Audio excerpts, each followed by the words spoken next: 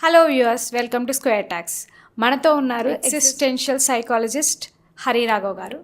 వారిని అడిగి పేరెంటింగ్ గురించి తెలుసుకుందాం. హలో సార్, యాక్చువల్గా ఇప్పుడు ప్రస్తుతం చాలా పెద్ద టాస్క్ ఏంటంటే పేరెంటింగ్.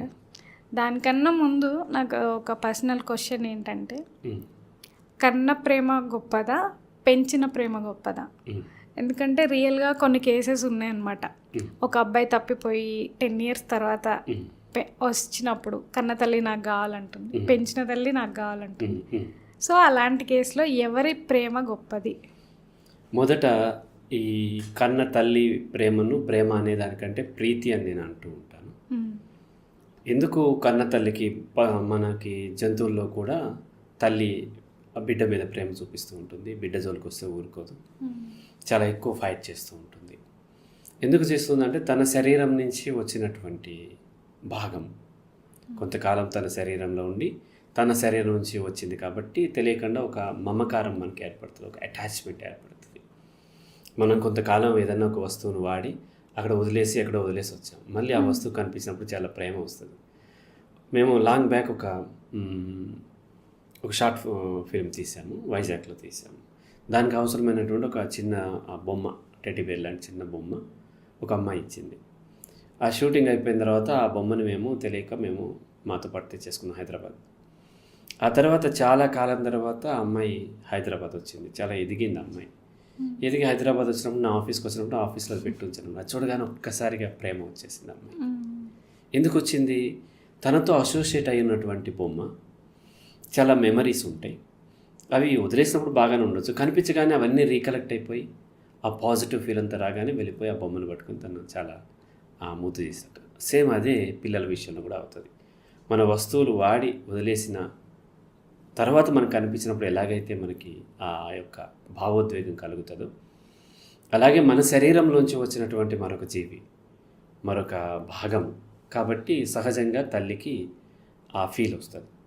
అయితే అది తెలియాలి, ఆమెకు తెలియాలి. తెలిస్తేనే కన్న ప్రేమ అంటే యాక్చువల్లీ కన్న ప్రేమ అంటూ ఏమీ ఉండదు.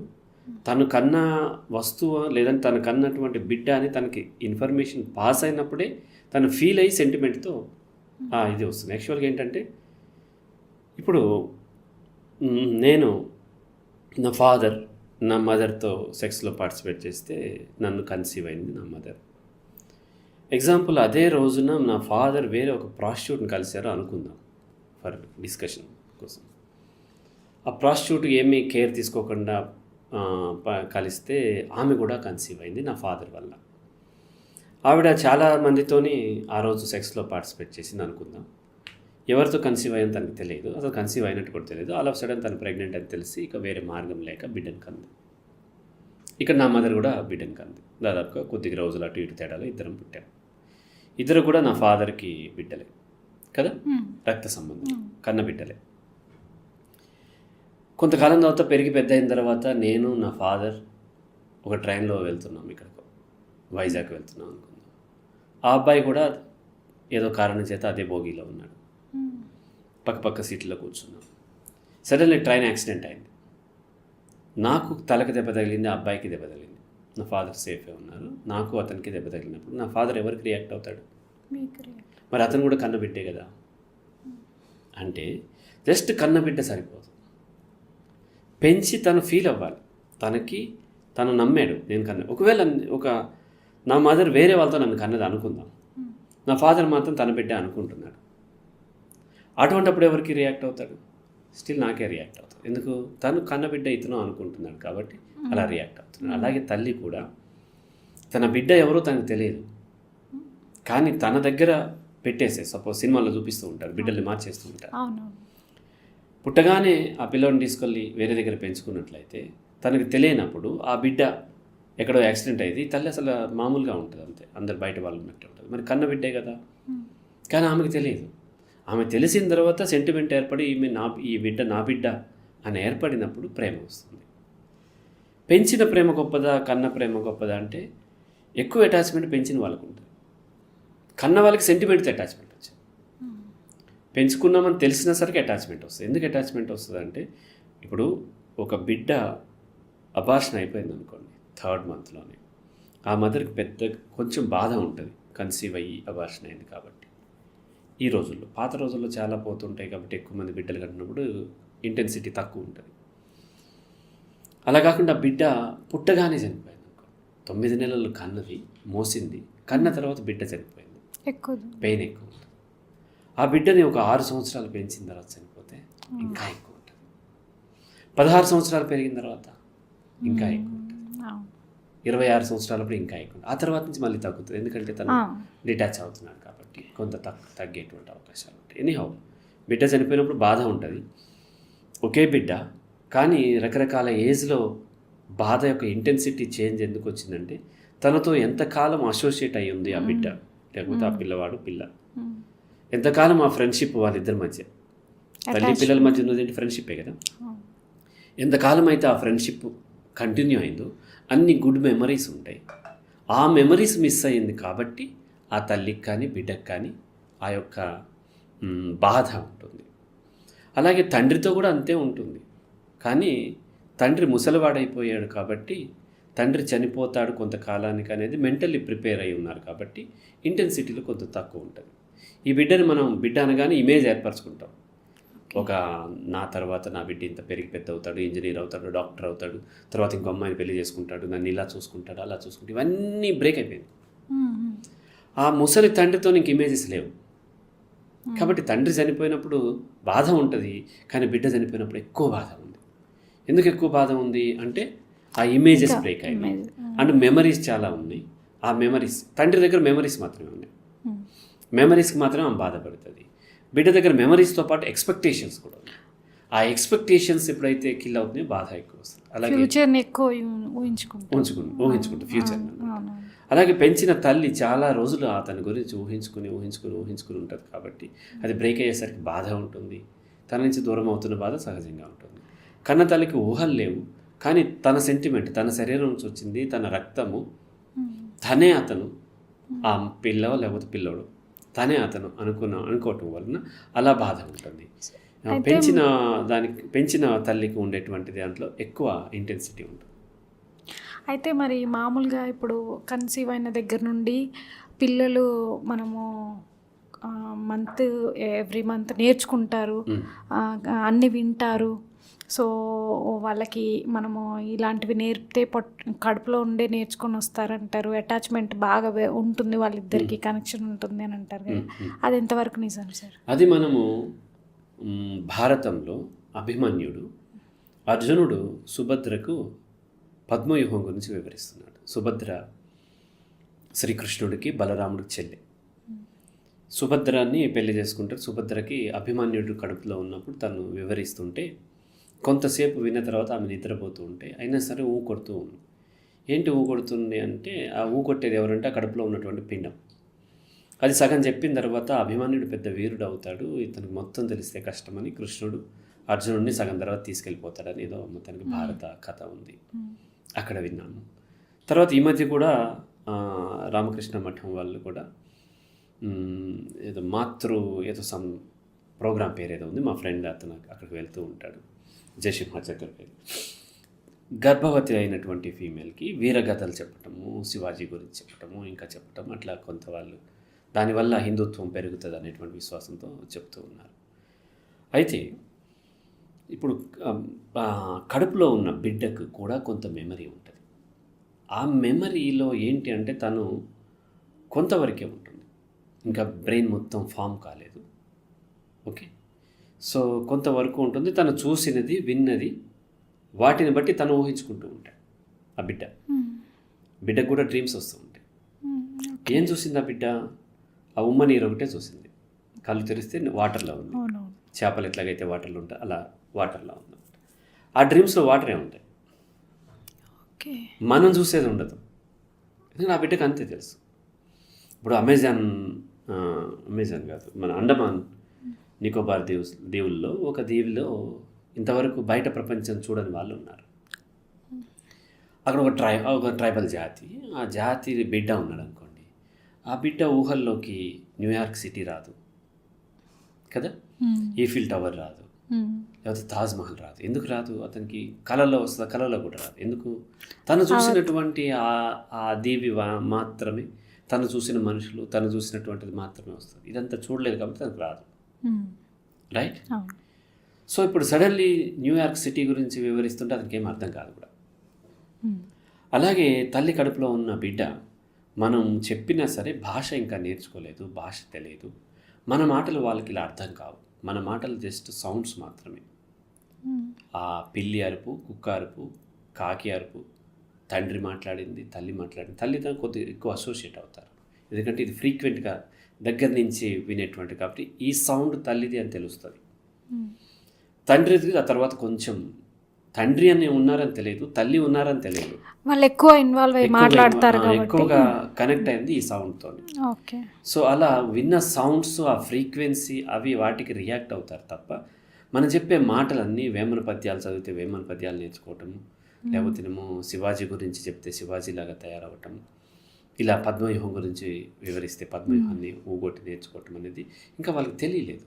కాబట్టి అలా నేర్చుకోరు. కానీ ప్రెగ్నెంట్ ఉన్నటువంటి ఫీమేల్ వీలైనంత వరకు పాజిటివ్ ఎమోషన్స్తో ఉన్నట్లయితే, ప్రశాంతంగా పాజిటివ్ ఎమోషన్ లేకపోతే కనీసం పీస్ ఆఫ్ మైండ్తో ఉన్నట్లయితే ఆ బేబీ హెల్తీగా గ్రో అయ్యే అవకాశం ఉంటుంది.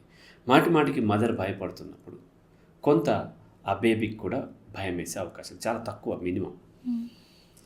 కాకుండా ఒక్కొక్కసారి ఆల్ ఆఫ్ సడన్ సౌండ్స్ వింటున్నప్పుడు కొంత డిస్టర్బ్ అయ్యేటువంటి అవకాశం ఉంది. మ్యూజిక్ కూడా రెస్పాండ్ అవుతుంది బేబీ.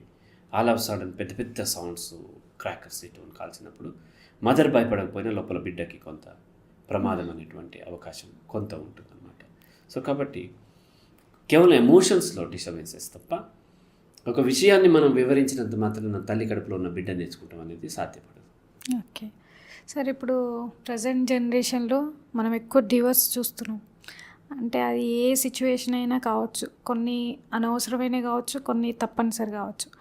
అలాంటప్పుడు అది కన్న పిల్లల మీద ఎలాంటి ఎఫెక్ట్ పడుతుంది సార్? డెఫినెట్లీ ఉంటుందమ్మా. డివోర్స్ అనేది పిల్లల మీద ఎఫెక్ట్ ఉంటుంది. అంటే ఎందుకు ఎఫెక్ట్ ఉంటుంది అంటే ప్రతిదీ మనం పోల్చుకొని మన గురించి తెలుసుకుంటాం. ఈ భూమి మీద ఒకటే వ్యక్తి ఉంటే తనకేం తెలియదు, రెండో వ్యక్తి ఉన్నారు కాబట్టి వాళ్ళని పోల్చుకుని తన గురించి తెలుసుకున్నాడు, అంతే కదా. అలాగే పిల్లలు పెరిగే క్రమంలో ఇతర పిల్లల్ని చూస్తారు, తన ఏజ్ గ్రూప్ వాళ్ళ పిల్లల్ని చూసి వాళ్ళ యొక్క వయసు, వాళ్ళలో వచ్చే మార్పుల్ని, శరీరాన్ని పోల్చుకుని అర్థం చేసుకుంటూతో పాటు వాళ్ళ ఫ్యామిలీని కూడా పోల్చుకుంటారు. వాళ్ళ ఫ్యామిలీని కూడా పోల్చుకుని వాళ్ళ ఫ్యామిలీ, నా ఫ్యామిలీ స్ట్రక్చర్ ఏంటి అనేది చూసుకుని వాళ్ళ ఫ్యామిలీలో మదర్ ఉన్నాడు, మదర్ ఉంది, ఫాదర్ కూడా ఉన్నాడు. నాకు ఓన్లీ మదర్ ఉంది, ఫాదర్ లేడు. ఎవరికి ఫాదర్ లేడు అనుకోండి, నో ప్రాబ్లం. ఇప్పుడు అమెరికాలో డివోర్స్ అయిన పిల్లలకి పెద్ద ఇంపాక్ట్ ఉంటుంది, ఇండియాలో డివోర్స్ అయినటువంటి పిల్లలకి కొంత ఇంపాక్ట్ ఉంటుంది ఎక్కువ వాళ్ళతో పోలిస్తే. అయితే డివోర్స్ తీసుకోవాలా వద్దా అనేది పిల్లల కాంటెక్స్లో డివోర్స్ లేకపోతే బాగుంటుంది. కానీ డివోర్స్ తీసుకోకుండా నెగటివ్ పేరెంటింగ్ ఉంటే అది మోర్ డేంజర్ కదా. కాబట్టి పిల్లల పేరెంట్స్ ఉండి హింస చేసేటువంటి వాళ్ళతో పోలిస్తే సింగిల్ పేరెంట్ బెటర్. ఓకే, ప్రాపర్గా చూసుకుంటే సింగిల్ పేరెంట్ బెటర్. అలా కాకుండా ఇద్దరు బాగా చూసుకుంటుంటే దెన్ ఇద్దరు ఉండటమే బెటర్. ఎందుకంటే అందరికీ ఇద్దరు ఉన్నారు కాబట్టి ఇక్కడ కూడా ఇద్దరు ఉండటం బెటర్. అలా కాకుండా ఇందులో ఇద్దరు దుర్మార్గంగా చూసుకుంటే నిజం చెప్పాలంటే అనాథాశ్రమాలు పెరగడం బెటర్. అది సార్, ఇప్పుడు మీరు చెప్పినట్టు డివోర్స్ తీసుకున్నప్పుడు వాళ్ళు ప్రజెంట్గా ఉన్నారు లైవ్లో, అలాంటి వాళ్ళు దూరంగా ఉన్న పిల్లలకి ఎలాంటి కేర్ ఇవ్వాలి, ఎలా వాళ్ళకి ఆ ఎఫెక్ట్ తెలియకుండా పెంచాలి సార్? అదే నేను చెప్పేది ఏంటంటే మొదటి నుంచి డివోర్స్ తీసుకునే వాళ్ళు మీరు భార్యాభర్తలుగా డివోర్స్ తీసుకోగలరు తప్ప పేరెంట్స్గా డివోర్స్ తీసుకోలేరు. పేరెంటింగ్ రోల్ ఉంటుంది. రోల్లో చేసేటప్పుడు డివోర్స్ తీసుకున్న తర్వాత మెచ్యూర్డ్గా ఆ అమ్మాయి భార్య కాకపోవచ్చు, ఆ పిల్లల తల్లి, ఆ అబ్బాయి భర్త కాకపోవచ్చు, బట్ పిల్లల తండ్రి అనే విషయం తెలుసుకుని మెచ్యూర్డ్గా బిహేవ్ చేయాల్సిన అవసరం ఉంది. డివోర్స్ తీసుకున్న తర్వాత కూడా బ్లేమ్ చేసుకుంటూ ఉంటారు, తీసుకోకుండా కూడా బ్లేమ్ చేసుకుంటూ ఉంటారు. తల్లిని తండ్రి, తండ్రిని తల్లి, ఇగో మీ అమ్మలాగా నువ్వు తయారవుతున్నావు, మీ నాన్నలాగా నువ్వు తయారవుతున్నావు, అదే బుద్ధి వచ్చింది నీకు, ఇటువంటి ఏవో చెప్తూ ఉంటారు. అటువంటి అప్పుడు ఏం చేస్తారంటే డివోర్స్ తీసుకున్నటువంటి పేరెంట్స్ ఉన్న పిల్లలు ఏం చేస్తారంటే అమ్మ దగ్గర మాటికి అమ్మ ఏం చెప్తుంటే నాన్న ఫ్యామిలీ మంచిది కాదు, నాన్న ఇట్లా అట్లా ఇట్లా అని చెప్పేసరికి వీళ్ళు ఇది నేర్చుకుంటారు. అక్కడికి వెళ్ళిన తర్వాత నాన్న ఏం చేస్తాడు, డబ్బులు పెట్టి అన్నీ కొనిస్తూ ఉంటాడు, త్రో చేస్తూ ఉంటాడు. అక్కడ అమ్మ ఇట్లాంటిది అట్లాంటిది ఏదో చెప్తూ ఉంటాడు. వీళ్ళు టీనేజ్కి వచ్చిన తర్వాత వీళ్ళిద్దరికి పడదని సంగతి తెలుసు. టీనేజ్కి వచ్చిన తర్వాత అబ్బాయి ఒక అమ్మాయిని ప్రేమించాడు. ఆ విషయం మదర్ తెలిస్తే తోలు తీసేస్తుంది, చాలా హార్ష్గా బిహేవ్ చేస్తా అనుకున్నాం. అప్పుడు ఏం చేస్తాడు, మెల్లగా ఫాదర్ దగ్గరికి వెళ్తాడు. ఫాదర్ వినాలంటే తన గురించి తనని మంచిగా చూసుకోవాలంటే మదర్ గురించి పాజిటివ్గా ఉండకూడదు. కాబట్టి ఏం చేస్తుంది, మదర్ నన్ను సతాయిస్తుంది, ఇట్లా ఆమె మూర్ఖత్వంతో ఇది చెప్తుంది అది చెప్తుంది, ఓ పనులు చెప్తుంది, నేను చదువుకునేటప్పుడు విసిగిస్తుంది, ఇట్లాంటివి ఏమో మెల్లమెల్లగా చెప్పడం మొదలు. అతను కూడా ఏం చేస్తాడు, ఎంటర్టైన్ చేస్తాడు. మదర్ గురించి చెప్పేసరికి చాలా బాగుంది, అడ్వాంటేజ్ తీసుకుంటారు. సో ఎంటర్టైన్ చేస్తారు, వీళ్ళు మెల్లమెల్లగా నేర్చుకుంటారు. అలాగే మదర్ దగ్గరికి వచ్చినప్పుడు ఫాదర్ గురించి చెప్తుంటారు. ఫాదర్ ఎప్పుడు ఆ మొబైల్లో ఎవరో అమ్మాయితో మాట్లాడుతూ ఉంటాడు, ఎప్పుడు తన మొబైల్ నిండా ఆడపిల్లల బొమ్మలు ఉంటాయి, లేకపోతే ఇలా అలా అని మదర్తో చెప్తూ ఉంటాడు. మదర్ కూడా అక్కడ చూసావా, ఈ అమ్మాయికి నా బిడ్డకే తెలిసిపోతుంది ఫాదర్ ఎటువంటాడు అని మురుసుకుంటూ ఉంటాడు. ఇక తనకు కావాల్సింది ఇక్కడ నడిపించుకుంటుంది, అక్కడ నడిపించుకోవడంలో వాళ్ళు రాంగ్ స్టెప్స్ చేసేటువంటి అవకాశాలు ఉంటాయి. కాబట్టి ఎవరైనా డైవోర్స్ తీసుకున్నట్లయితే వాళ్ళిద్దరూ కూడా పిల్లల దగ్గర బ్లేమ్ చేసుకోవటం అనేది చేయకూడదు, తీసుకోకపోయినా బ్లేమ్ చేయటం అనేది నేర్చుకోకూడదు. చాలామంది ఏంటంటే పెరిగేదాకా బాగుంటారు, పెరిగిన తర్వాత ఏ మంచి బుద్ధి వచ్చినా అది తనది, చెడ్డ బుద్ధి ఏది వచ్చినా తన పార్ట్నర్ కానీ ఇద్దరు అంతే చేస్తారు. డైవోర్స్ తీసుకొని వాళ్ళ పేరెంట్స్ కూడా ఇదే గోల ఉంటారు. కాబట్టి అలా చేయకుండా పేరెంట్గా వాళ్ళని తన పార్ట్నర్ని గౌరవించి ఇలా బ్లేమ్ గేమ్ ఆడకుండా ఇద్దరు కూడా మెచ్యూర్డ్గా ఉన్నట్లయితే డైవోర్స్ తీసుకున్న పెద్ద ఇంపాక్ట్ ఏమి నెగిటివ్ ఇంపాక్ట్ ఉండదు. తీసుకోకపోయినా బ్లేమ్ గేమ్ ఆడుతున్నప్పుడు తీసుకున్న వాళ్ళకంటే కూడా ఎక్కువ నెగిటివ్ అయ్యే అవకాశం ఉంటుంది. అదే మీరు ఇప్పుడు తీసుకోకపోయినా అన్నారు, ఇద్దరు కలిసి ఉంటారు బాగా, మీరు అన్నట్టు అంత పెద్ద అయినప్పుడు కూడా అలా విచక్షణ కోల్పోయి ఎవరు నేను బెటర్ అనేది ప్రూవ్ చేయాలని ట్రై చేస్తారు కదా సార్ పిల్లల దగ్గర. లాస్ట్ వీక్ మనం మాట్లాడుకున్న నాసిస్ట్ పేరెంట్స్ ఉన్నా కూడా ఇలాంటివి ఉన్నప్పుడు వాళ్ళు పిల్లలు కదా సార్, వాళ్ళని మనం మార్చుకునే మనకి స్కోప్ ఉంది. సో ఎలా ట్రీట్ చేయాలి వాళ్ళని, ఐ మీన్ ఇద్దరు పేరెంట్స్ వాళ్ళ మధ్య నెగిటివ్స్ ఎన్ని ఉన్నా కూడా అవి వాళ్ళకి తెలియకుండా ఎలా పెంచాలి? పిల్లలు మనం ఎన్ని చెప్పినా సరే పిల్లలు చూసి అనుకరించడం ద్వారా నేర్చుకుంటారు. పిల్లలు ప్రతిదీ అబ్జర్వ్ చేస్తూ ఉంటారు, మనకంటే చాలా పవర్ఫుల్గా వాళ్ళ అబ్జర్వేషన్ ఉంటుంది. ఎందుకంటే వాళ్ళ మైండ్ ఎక్కువ డిస్టర్బెన్స్ లేదు. జంతువులు కూడా అంతే, వాళ్ళ మైండ్ డిస్టర్బెన్స్ లేకపోవడం వల్ల చాలా క్విక్గా అబ్జర్వేషన్ ఉండి క్విక్గా రియాక్ట్ అవుతుంటాయి. అలాగే పిల్లలు కూడా అంతే. ఈ అబ్జర్వ్ చేసేటప్పుడు మనం చెప్పేదానికంటే మనం ఎలా ప్రవర్తిస్తున్నాం అనేది ఇంపార్టెంట్. అయితే మన ప్రవర్తనలో తన పార్ట్నర్, అమ్మాయికి అబ్బాయి కానీ అబ్బాయికి అమ్మాయి కానీ, ఇది పేరెంటింగ్ వాళ్ళ ప్రవర్తన పేరెంటింగ్ రాంగ్గా వెళ్తుంది అని అనుకున్నప్పుడు చాలామంది అడుగుతారు, మా భర్త ఇట్లా చేస్తున్నారు సార్, మా భార్య ఇట్లా ఉంది, మరి నేనేం చేయగలుగుతాను అంటే వాళ్ళని మార్చడానికి వీలైతే మారుతారు, కానీ చాలాసార్లు మారే అవకాశం లేదు. వాళ్ళు సెన్సిటివ్నెస్ ఉండదు, వాళ్ళతోని ఉండకపోవటం వల్ల ఇష్టం వచ్చినట్టుగా పిల్లలతోని రాంగ్గా బిహేవ్ చేయడం. రాంగ్ అంటే తప్పుడుగా చేయకపోయినా సరే పేరెంటింగ్ విషయంలో రాంగ్గా చేయటము, ఎక్కువగా గారాబం చేసేయటము, లేకపోతే ఎక్కువగా ఎగ్జిబిషన్ నేర్పించటం, వెల్త్ ఎగ్జిబిషన్ నేర్పించటము, బ్యాడ్ వర్డ్స్ వాడటము, ఆల్కహాల్ తాగి ఇంటికి రావటము, ఇటువంటి అన్నీ చూసినప్పుడు వాళ్ళు కూడా అనుకరించే అవకాశాలు ఉన్నాయి. మరి నా భర్త అట్లా ఉన్నప్పుడు ఎలా సార్ అంటారు? కనీసం మీరన్నా కరెక్ట్ ఉంటే సగం అన్నా వాళ్ళకి ఏమవుతుంది, కొంత పాజిటివ్ వస్తుంది, కొంత నెగిటివ్ వస్తుంది. ఫాదర్ ఒక అతను నా దగ్గర కౌన్సిలింగ్ తీసుకున్నాడు, తనకున్నటువంటి అనేక సమస్యలు కౌన్సిలింగ్ తీసుకున్నాడు, ఛానల్ తీసుకున్నాడు, అన్నీ ఓవర్కమ్ చేశాడు, హెల్త్ కూడా ఇంప్రూవ్ అయింది. ఒకరోజు తను ఏం చెప్పాడంటే తను ఆల్కహాల్ తాగొచ్చి, వాళ్ళ కల్చర్లో తాగుతారు, చాలామంది తాగుతారు, వాళ్ళు కూడా తాగుతారు. ఆల్కహాల్ తీసుకుని పార్టీకి వెళ్ళి ఆల్కహాల్ తీసుకుని వచ్చినప్పుడు తన బిడ్డకు ఏదో చెప్తేనే తన బిడ్డ కూడా అడిగాడు, ఏదో వాసన వస్తుందని ఏదో మొత్తానికి అడిగాడు. అప్పుడు నేను ఏం చెప్పానంటే, మీరు తాగింది మార్నింగ్ కల్లా దిగిపోతుంది, కానీ ఆ మత్తు మీ పిల్లలకి ఎక్కుతుంది కదా, అది జీవితకాలం దిగదన్న. నేను తాగితే పిల్లలకి ఎక్కటం ఏంటి సార్? ఇప్పుడు మీరు ఆల్కహాల్ తాగటం అనేది నార్మల్. మీ కొడుకు నా కొడుకు సేమ్ ఏజ్ ఉన్నారు, నాకు ఆల్కహాల్ తాగటం నెగిటివ్, నేను తాగను, నేను నెగిటివ్గానే చూస్తాను. వీళ్ళిద్దరూ ఎక్కడికో వాళ్ళ లైఫ్లో వెళ్ళిన తర్వాత టీనేజ్కి వచ్చిన తర్వాత ఆల్కహాల్ ట్రై చేసే విషయం వచ్చింది, వాళ్ళ పీర్ గ్రూప్ ఆల్కహాల్ తీసుకొచ్చారు. అప్పుడు మీ కొడుక్కి ఏంటి అని అంటే ఆల్కహాల్ తాగటం అనేది నార్మల్, తాగకపోవటం చాలా గొప్పది కాదనట్లేదు, కానీ తాగటం అనేది అంత చెడ్డది కాదు. ఎందుకంటే ఫాదర్ తాగుతున్నాడు, అంకుల్ తాగుతున్నాడు, తాతయ్య తాగుతున్నాడు. కాబట్టి నా కొడుకు ఏమవుతుందంటే ఆల్కహాల్ తాగటం చాలా చెడ్డది, తాగకపోవటం నార్మల్. అతనికి ఏం తాగకపోవటం చాలా మంచిదైంది, చాలా మంచిగా కాకపోయినా కనీసం నార్మల్ ఉన్నాను అతను అనుకుంటాడు.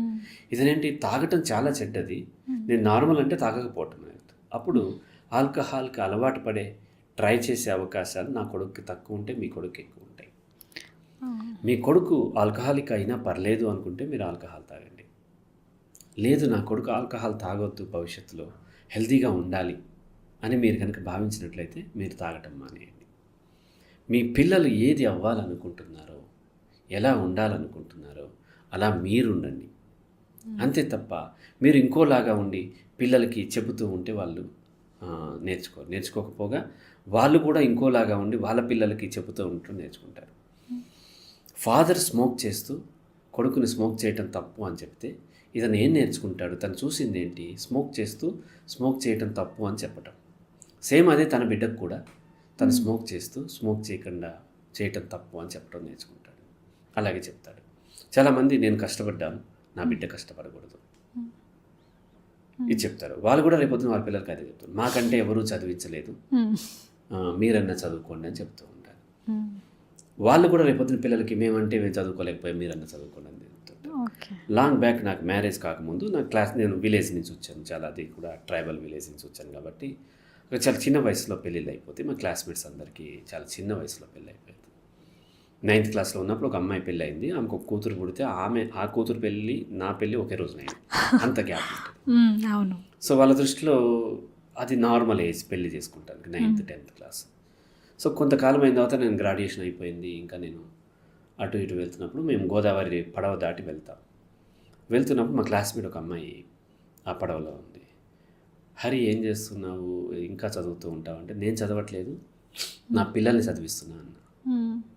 అంటే నీకు పెళ్ళే కాలేదు, ఎలా పిల్లలు చదివిస్తావు అంటే అర్థం ఏంటంటే ఇప్పుడు నేను ఒక ఇంటర్మీడియట్ దాకా చదివి ఆపేశాను అనుకోండి, నా పిల్లలు ఇంటర్మీడియట్ పాస్ అయిన తర్వాత ఏదన్నా నేను విషయం చెబుతుంటే తీసి అవసరం పడేస్తారు.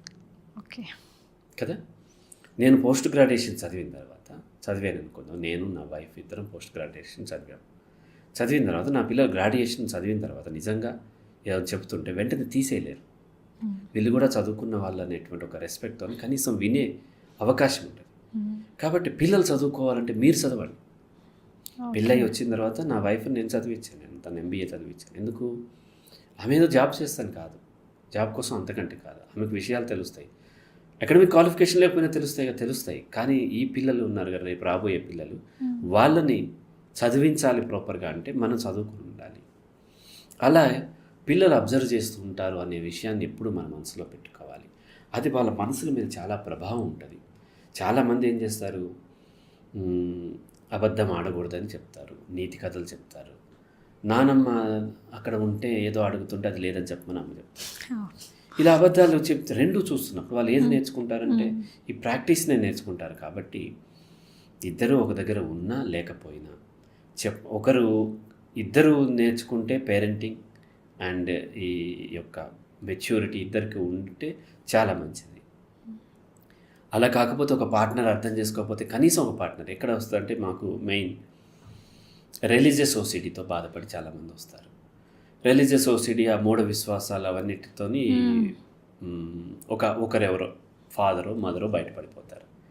రెండవ పార్ట్నర్ మాత్రం మరియు అదే దాంట్లో ఆ ప్రాక్టీస్లో ఉంటారు కదా, శనివారం నాడు నువ్వులు తీసుకోకూడదు, శుక్రవారం డబ్బులు ఇవ్వకూడదు, ఇటువంటి ఏమో ఉంటాయి కదా.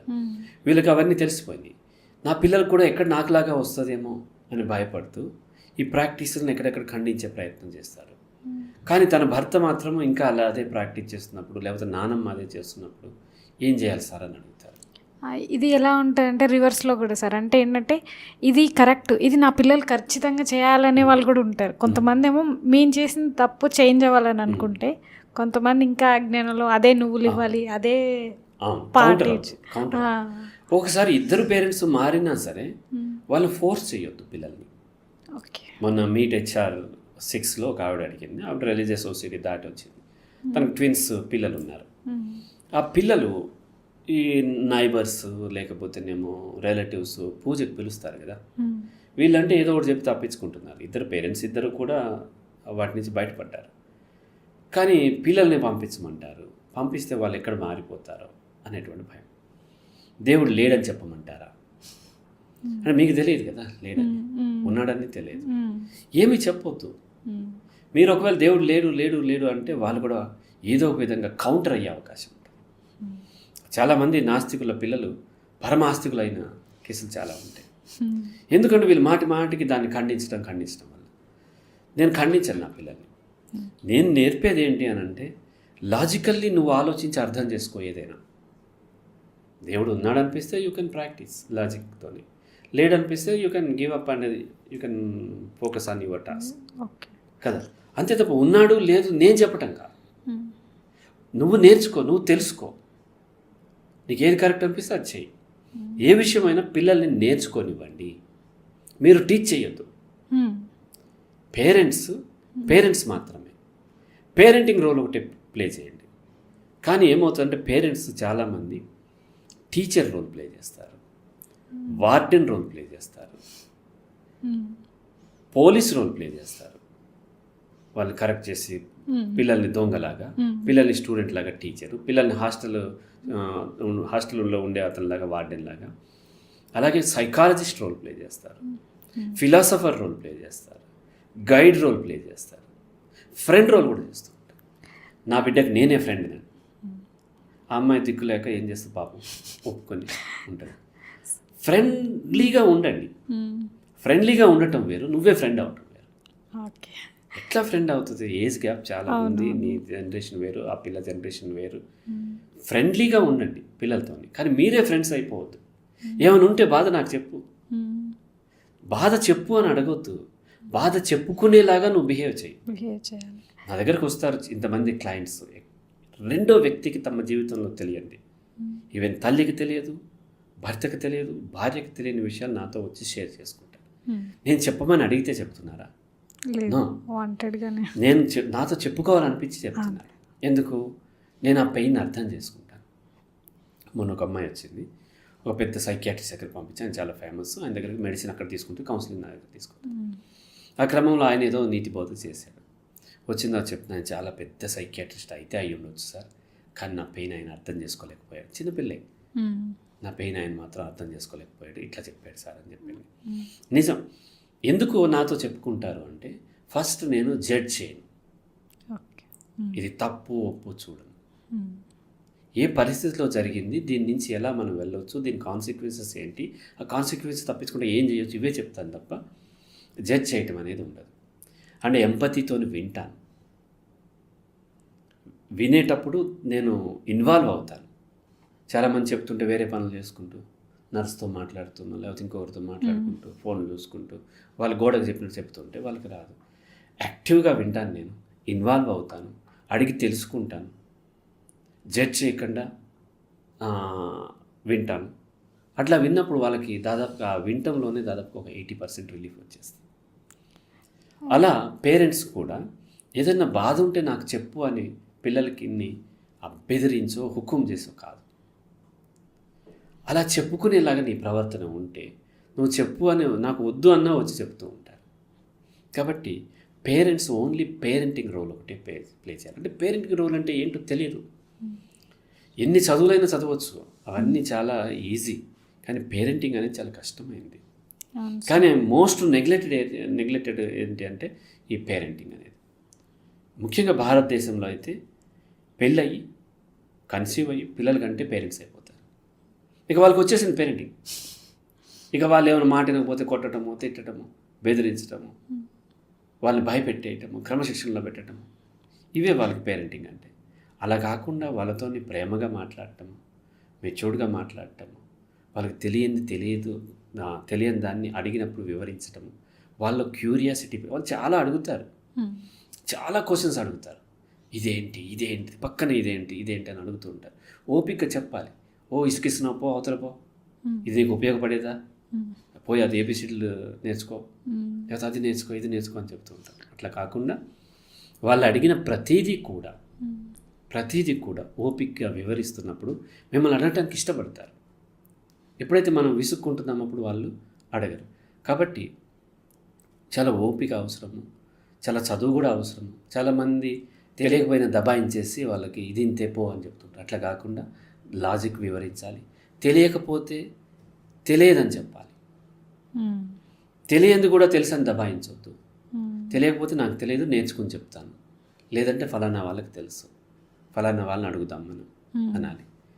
పొరపాట్లు, ఒక గుడ్ పేరెంట్ ఎప్పుడు కూడా పొరపాట్లు జరుగుతాయి, వాటిని యాక్సెప్ట్ చేస్తాడు, నేర్చుకుంటాడు. అవసరమైతే పిల్లలకు కూడా సారీ చెప్పాలి.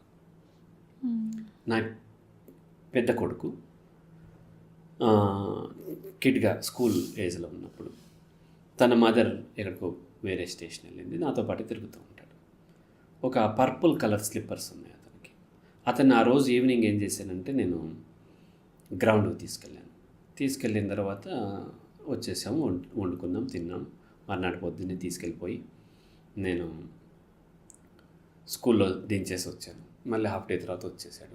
అతను దించేసి వచ్చిన తర్వాత చూస్తే రెండు వేరే ఉన్నాయి, రెండు పర్పులే కానీ వేరే ఉన్నాయి. అంటే ఇది మదర్ది, అతనిది ఒకే సైజు దాదాపు ఉంటాయి. మదర్ది ఇప్పుడు చిన్న సైజు ఉంటుంది కదా, ఒకటి అది ఒకటి ఇది వేసుకున్నట్టుగా అక్కడ విడిచి ఉంది. నేను అతను వచ్చిన తర్వాత నేను చెప్పాను, నువ్వు సరిగ్గా వేసుకోలేదు. లేదు నేను కరెక్ట్గా వేసుకున్నాను రాత్రి అన్నాడు.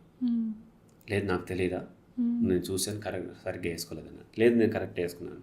నేను సైకాలజిస్ట్, నాకే చెప్తాను. సైకాలజిస్ట్ అయితే ఏంటి నేను చెయ్యని దాన్ని ఎందుకు ఒప్పుకోవాలన్నాడు. తర్వాత తను ఎక్కడికో వేరే ఆడుకుంటానికి వెళ్ళాడు, వేరే వాళ్ళ దగ్గరికి వెళ్ళాడు. నేను మళ్ళీ ఆఫీస్కి వస్తున్నాను. ఆఫీస్కి వచ్చేటప్పుడు నేను చూస్తే ఈ రెండు వేరేని, కానీ ఇది కాక మూడో చేతి ఉంది, అది అతను వేసుకుంది. సో నేనే పొరపాటు పడ్డాను. నేను ఆఫీస్కి వచ్చిన తర్వాత అతనికి వాట్సాప్ నెంబర్ ఉంటుంది, నెంబర్ అతను వాడతాడు. అతనికి నేను సారీ, నేను పొరపాటు చేశాను, ఇట్లా నేను అన్నాను అంటే ఇట్స్ ఓకే అన్నాడు. అలా మన దగ్గర పొరపాటు జరిగినప్పుడు పేరెంట్స్ ఎప్పుడైతే పొరపాటు చేస్తారో అప్పుడు పిల్లల దగ్గర ఒప్పుకొని సారీ చెప్పండి, అపాలజీస్ అడగండి, తప్పేమి లేదు. అలా ఎప్పుడైతే మనం చెప్తామో వాళ్ళు కూడా అది నేర్చుకుంటారు. ఎప్పుడైతే మనం దబాయిస్తున్నామో వాళ్ళు కూడా దబాయించడమే నేర్చుకుంటారు. మనం ఏమనుకుంటున్నాము, కేవలం దబాయించేసి నోరు మోపించామనుకుంటున్నాం, కానీ వాళ్ళకి నేర్పిస్తున్నాము. వాళ్ళు మనల్ని చూసి దబాయించడం నేర్చుకుంటారు. మీరు అన్నట్టు ఇమిటేట్ చేస్తారు కాబట్టి నేర్చుకుంటారు. అయితే ఇప్పుడు మీరు చెప్పిన కేసులో చాలా వరకు చూస్తే మనం ఇప్పుడు వైఫ్ అండ్ హస్బెండ్ ఉంటే ఈక్వల్, లేదంటే అత్తమామలు, అమ్మ నాన్న పెద్దవాళ్ళు, వాళ్ళని ఏమనలేక వాళ్ళు ఏమన్నా వీళ్ళని యాంగర్ మేనేజ్మెంట్ కంట్రోల్ చేసుకోకుండా పిల్లల మీద కోపం చూపించడం చాలా వరకు చూస్తుంటాం కొంతమంది దగ్గర. అదొకటి. మీరు అన్నట్టు ఇప్పుడు అపాలజీ చెప్పరు, ఎందుకంటే వీళ్ళు మేము చెప్పినట్టు వినాలి, వాళ్ళ దగ్గర మేము తక్కువ కాదన్నట్టు బిహేవ్ చేస్తారు సార్.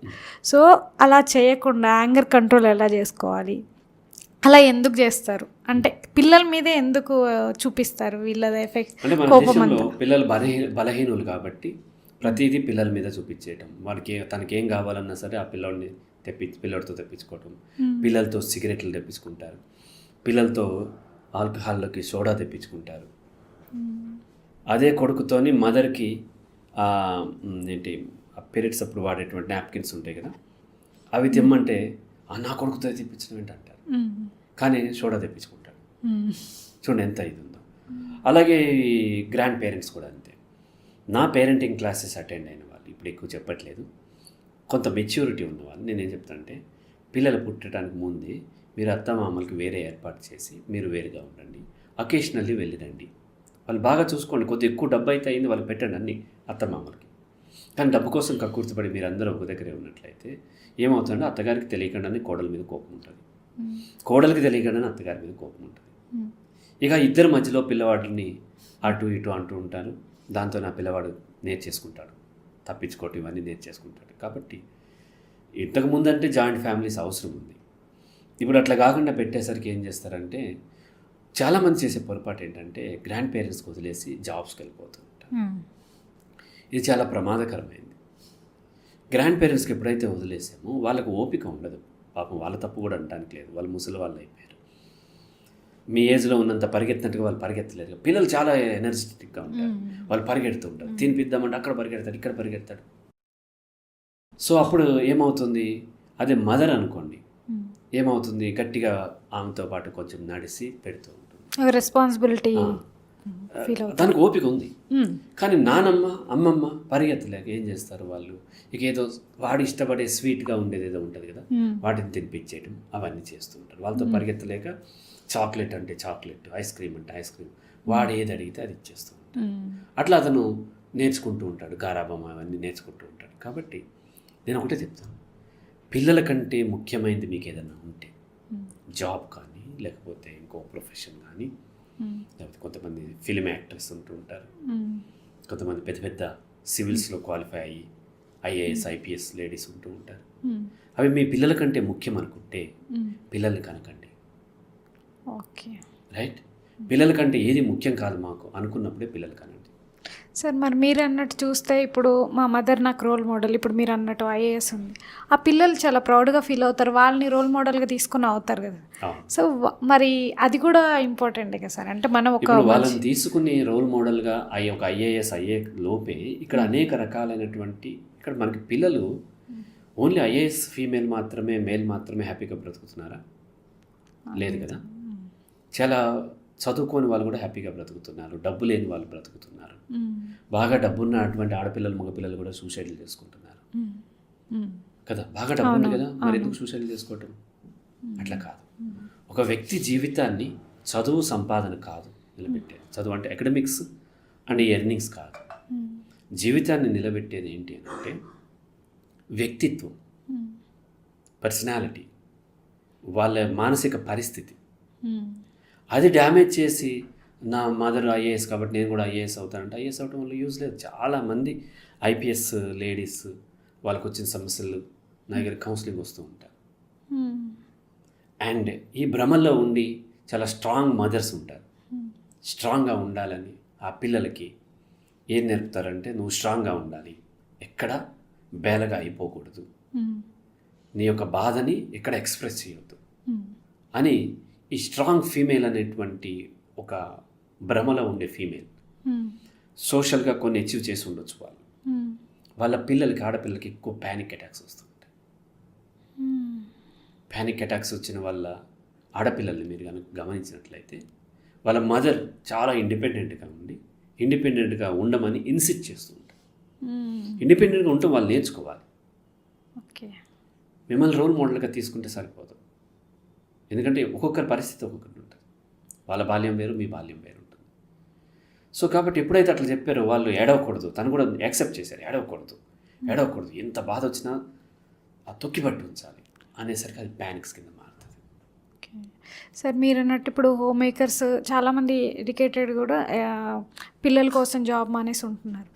కానీ కొన్ని సిచ్యువేషన్లో ఇప్పుడున్న జనరేషన్లో స్కూల్ ఫీజు అని ఏదైనా ఇద్దరు వర్క్ చేయాల్సి ఉంటుంది.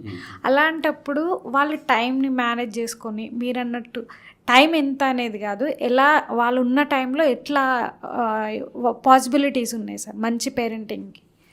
ఇద్దరు అంటే మదర్ ఒకటే జాబ్ మానేసి ఇంటి దగ్గర ఉండాలని నేను ఇప్పుడు చెప్పలేదు.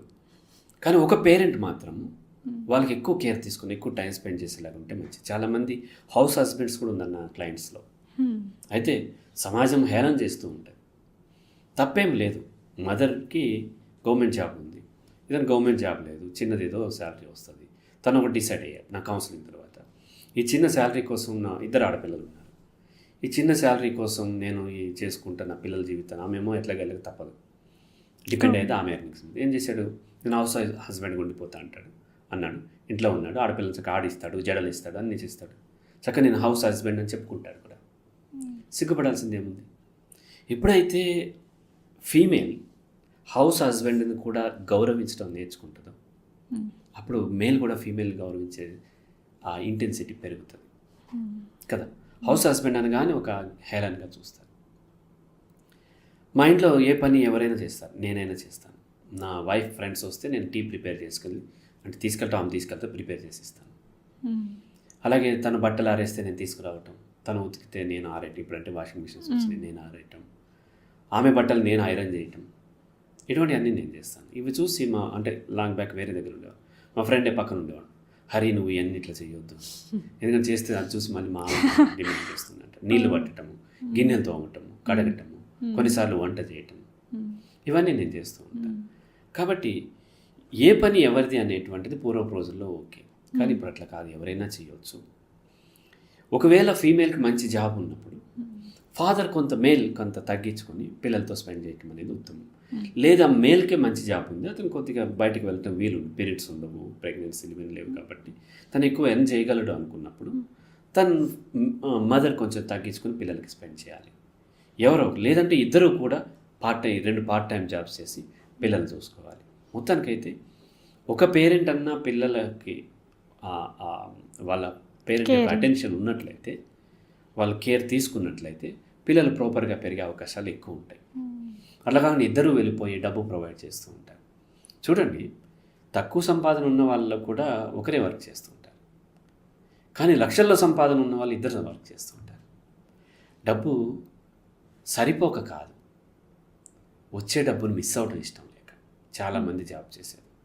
దానికి వంక చెప్తారు, ఈ రోజుల్లో సరిపోవు, మంచి స్కూల్లో వేయాలంటే డబ్బు కావాలి కదా, ఢిల్లీ పబ్లిక్ స్కూల్లోనే ఎందుకు వేయాలి, ఆక్రిడ్జ్లోనే ఎందుకు వేయాలి, చిన్న స్కూల్లో మనందరం చిన్న స్కూల్లో చదువుకుని వచ్చిన వాళ్ళం కదా, బాగానే ఉన్నాం కదా. స్కూల్ తక్కువదాని వేయండి, కానీ ఒక పేరెంట్ టైం స్పెండ్ చేయండి.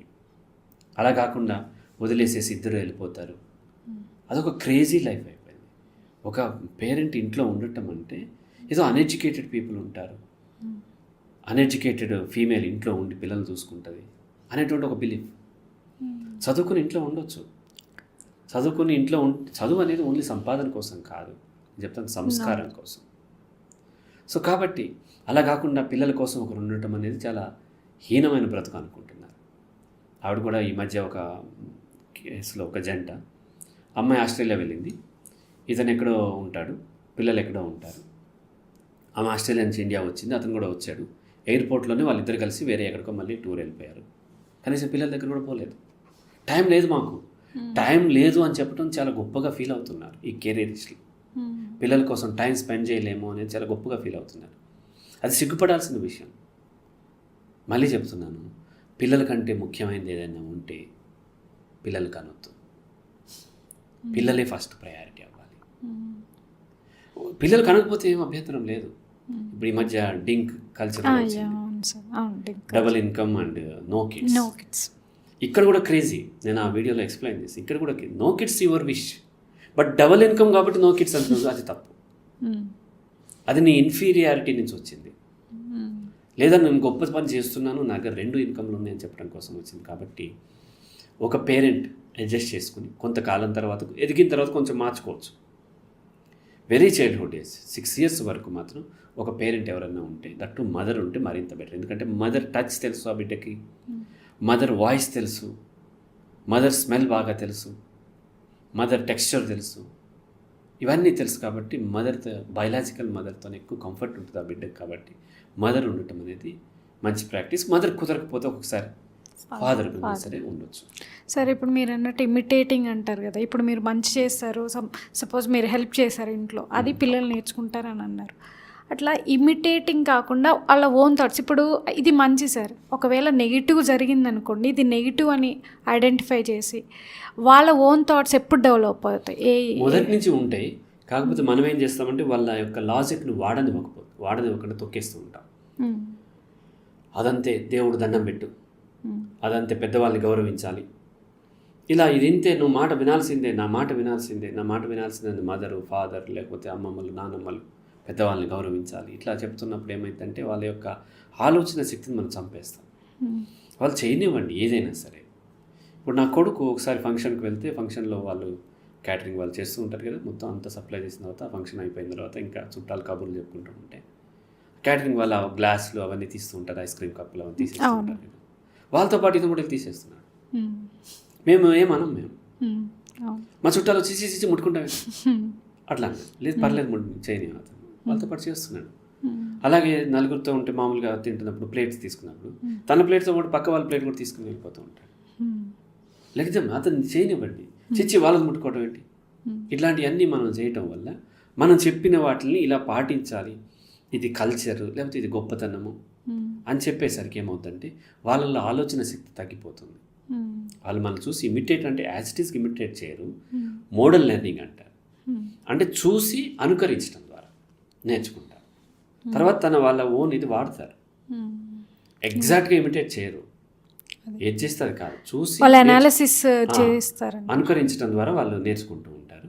ఆ అనుకరించడం ద్వారా నేర్చుకుంటారు. కాబట్టి వాళ్ళు ఏం చేయాలో మనం అది చేస్తూ ఉన్నట్లయితే, ఇప్పుడు నేను రోజు డంబెల్ పెట్టి ఎక్సర్సైజ్ చేస్తుంటే నా చిన్న కొడుకు నేను చేస్తున్నప్పుడు బెడ్ నుంచి దూకి కిచెన్లోకి పోయి ఆ మసాలా దంచేది ఉంటుంది కదా, అది తెచ్చుకుని నా ముందు చేస్తూ ఉంటాడు. అలా నేను చేయకుండా నేను పెద్ద పొట్ట పెంచేసేసుకుని కబుర్లు చెప్తూ బాగా ఎక్సర్సైజ్ చేయాలి అది అంటే వాళ్ళు చేయరు. వాళ్ళు కూడా పొట్ట పెంచుకుని అట్లాగే చేస్తూ ఉంటారు. కాబట్టి ఒక్కొక్కసారి అటు ఇటు అవుతూ ఉంటారు, మరి తర్వాత అయినా మారిపోతారు. కాబట్టి మీ పిల్లలు ఏం చేయదలుచుకున్నారో, ఏం అవ్వాలనుకుంటున్నారో అలా మీరు బిహేవ్ చేసినట్లయితే వాళ్ళు నేర్చుకుంటారు. అదే సార్, అంటే ఇప్పుడు మీరు చెప్పింది కొంచెం వాళ్ళు మనం చెప్తే రెస్పాండ్ అయ్యే ఏజ్లో అయితే ఓకే, బట్ అలా కాకుండా మరి very small kids like 3, 4, 5 years పిల్లలు భయం ఉండాలి, వీళ్ళని కొట్టాలి, ఇప్పుడు ఎవరో ఒకరు భయం ఉండాలి ఫ్యామిలీలో అని అంటుంటారు. కామన్గా మనం వింటుంటాం, నీ భయం లేదు ఇట్లా అంటారు. వాళ్ళని భయంతో పెంచాలా, ప్రేమతో పెంచాలా? వాళ్ళకి రెస్పాండ్ అయ్యే స్టేజ్లో లేనప్పుడు వాళ్ళకి ఎట్లా ఎక్స్ప్లెయిన్ చేయాలి? భయం అస్సలు పెట్టకూడదు పిల్లల్ని, చాలా ద్రోహం చేస్తున్నట్టు. పిల్లల్ని ప్రేమతోనే పెంచాలి. సో ఎప్పుడైతే ఎవరో ఒక భయం ఉందో వాళ్ళకి ఏం నేర్చుకోలేరు. ఎప్పుడైతే భయపెడుతున్నామో పిల్లల్ని, అయితే యాంగ్జైటీ డిజార్డర్లో ఇరుక్కుపోతారు, సైకలాజికల్ ప్రాబ్లమ్స్తో, లేదంటే కన్నింగ్గా మారుతారు. రైట్? భయపెట్టడం అంటే ఏంటి? వాళ్ళని ఫ్రీడమ్ మనం హారిస్తున్నాం కదా. అంటే వాళ్ళు రెగ్యులర్గా చేసే పనులు, సపోజ్ ఇప్పుడు ఒక పేరెంట్గా స్కూల్కి వెళ్ళాలి, వాళ్ళు రెడీ అవ్వరు, లేకపోతే తినరు, ఇలాంటివన్నీ ఏంటంటే పేరెంట్స్కి రెడీ అవ్వకపోవటం లేదు, తినకపోవటం కూడా లేదు. పిల్లలు చాలా మంచి వాళ్ళు, కానీ మనమే వాళ్ళని పాడు చేసాం.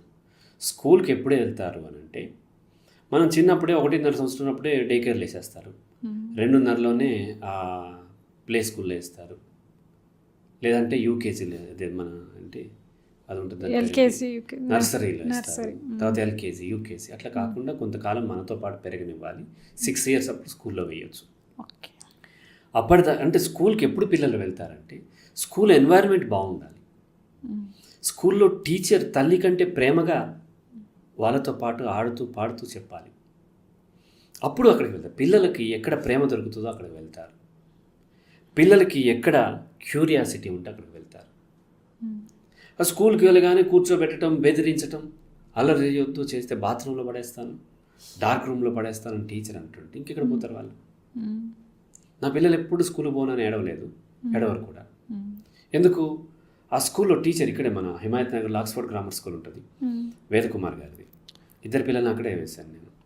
ఆ టీచర్ చాలా ప్రేమగా చూసుకుంటుంది. వాళ్ళు తల్లిదండ్రుల కంటే ఎక్కువ ప్రేమగా ఉంది, స్కూల్లో ఎక్కువ క్యూరియాసిటీతో నేర్చుకునే ఉన్నవి, ఇంట్లో బోర్ కొట్టి వెళ్ళిపోతూ ఉంటారు. లేదా తల్లిదండ్రులు ప్రేమగా చూసుకోవాలి, టీచర్ మనకంటే ప్రేమగా ఉండేలాగా ఉండాలి. అప్పుడు కొంచెం మనము రిజర్వ్డ్గా ఉన్నట్లయితే ఇక్కడికంటే అక్కడ బాగుంది అనుకుని అక్కడ వెళ్తూ ఉంటారు. అలా ట్రిక్ ప్లే చేయాలి. అలాగే ఆకలి వేసినప్పుడు తినిపించాలి, ఆకలి వేసేదాకా ఆడించాలి. శారీరకంగా శ్రమ ఉండాలి. ఆ శ్రమ, మనం మొబైల్ పట్టుకుంటే వాళ్ళు మొబైలే పట్టుకుంటారు, మనం పరిగెత్తుంటే వాళ్ళతో పాటు పరిగెడుతూ ఉంటారు, బయట ఆడుతుంది. మొదట రారు, మొదట టీవీనే చూస్తూ ఉంటారు.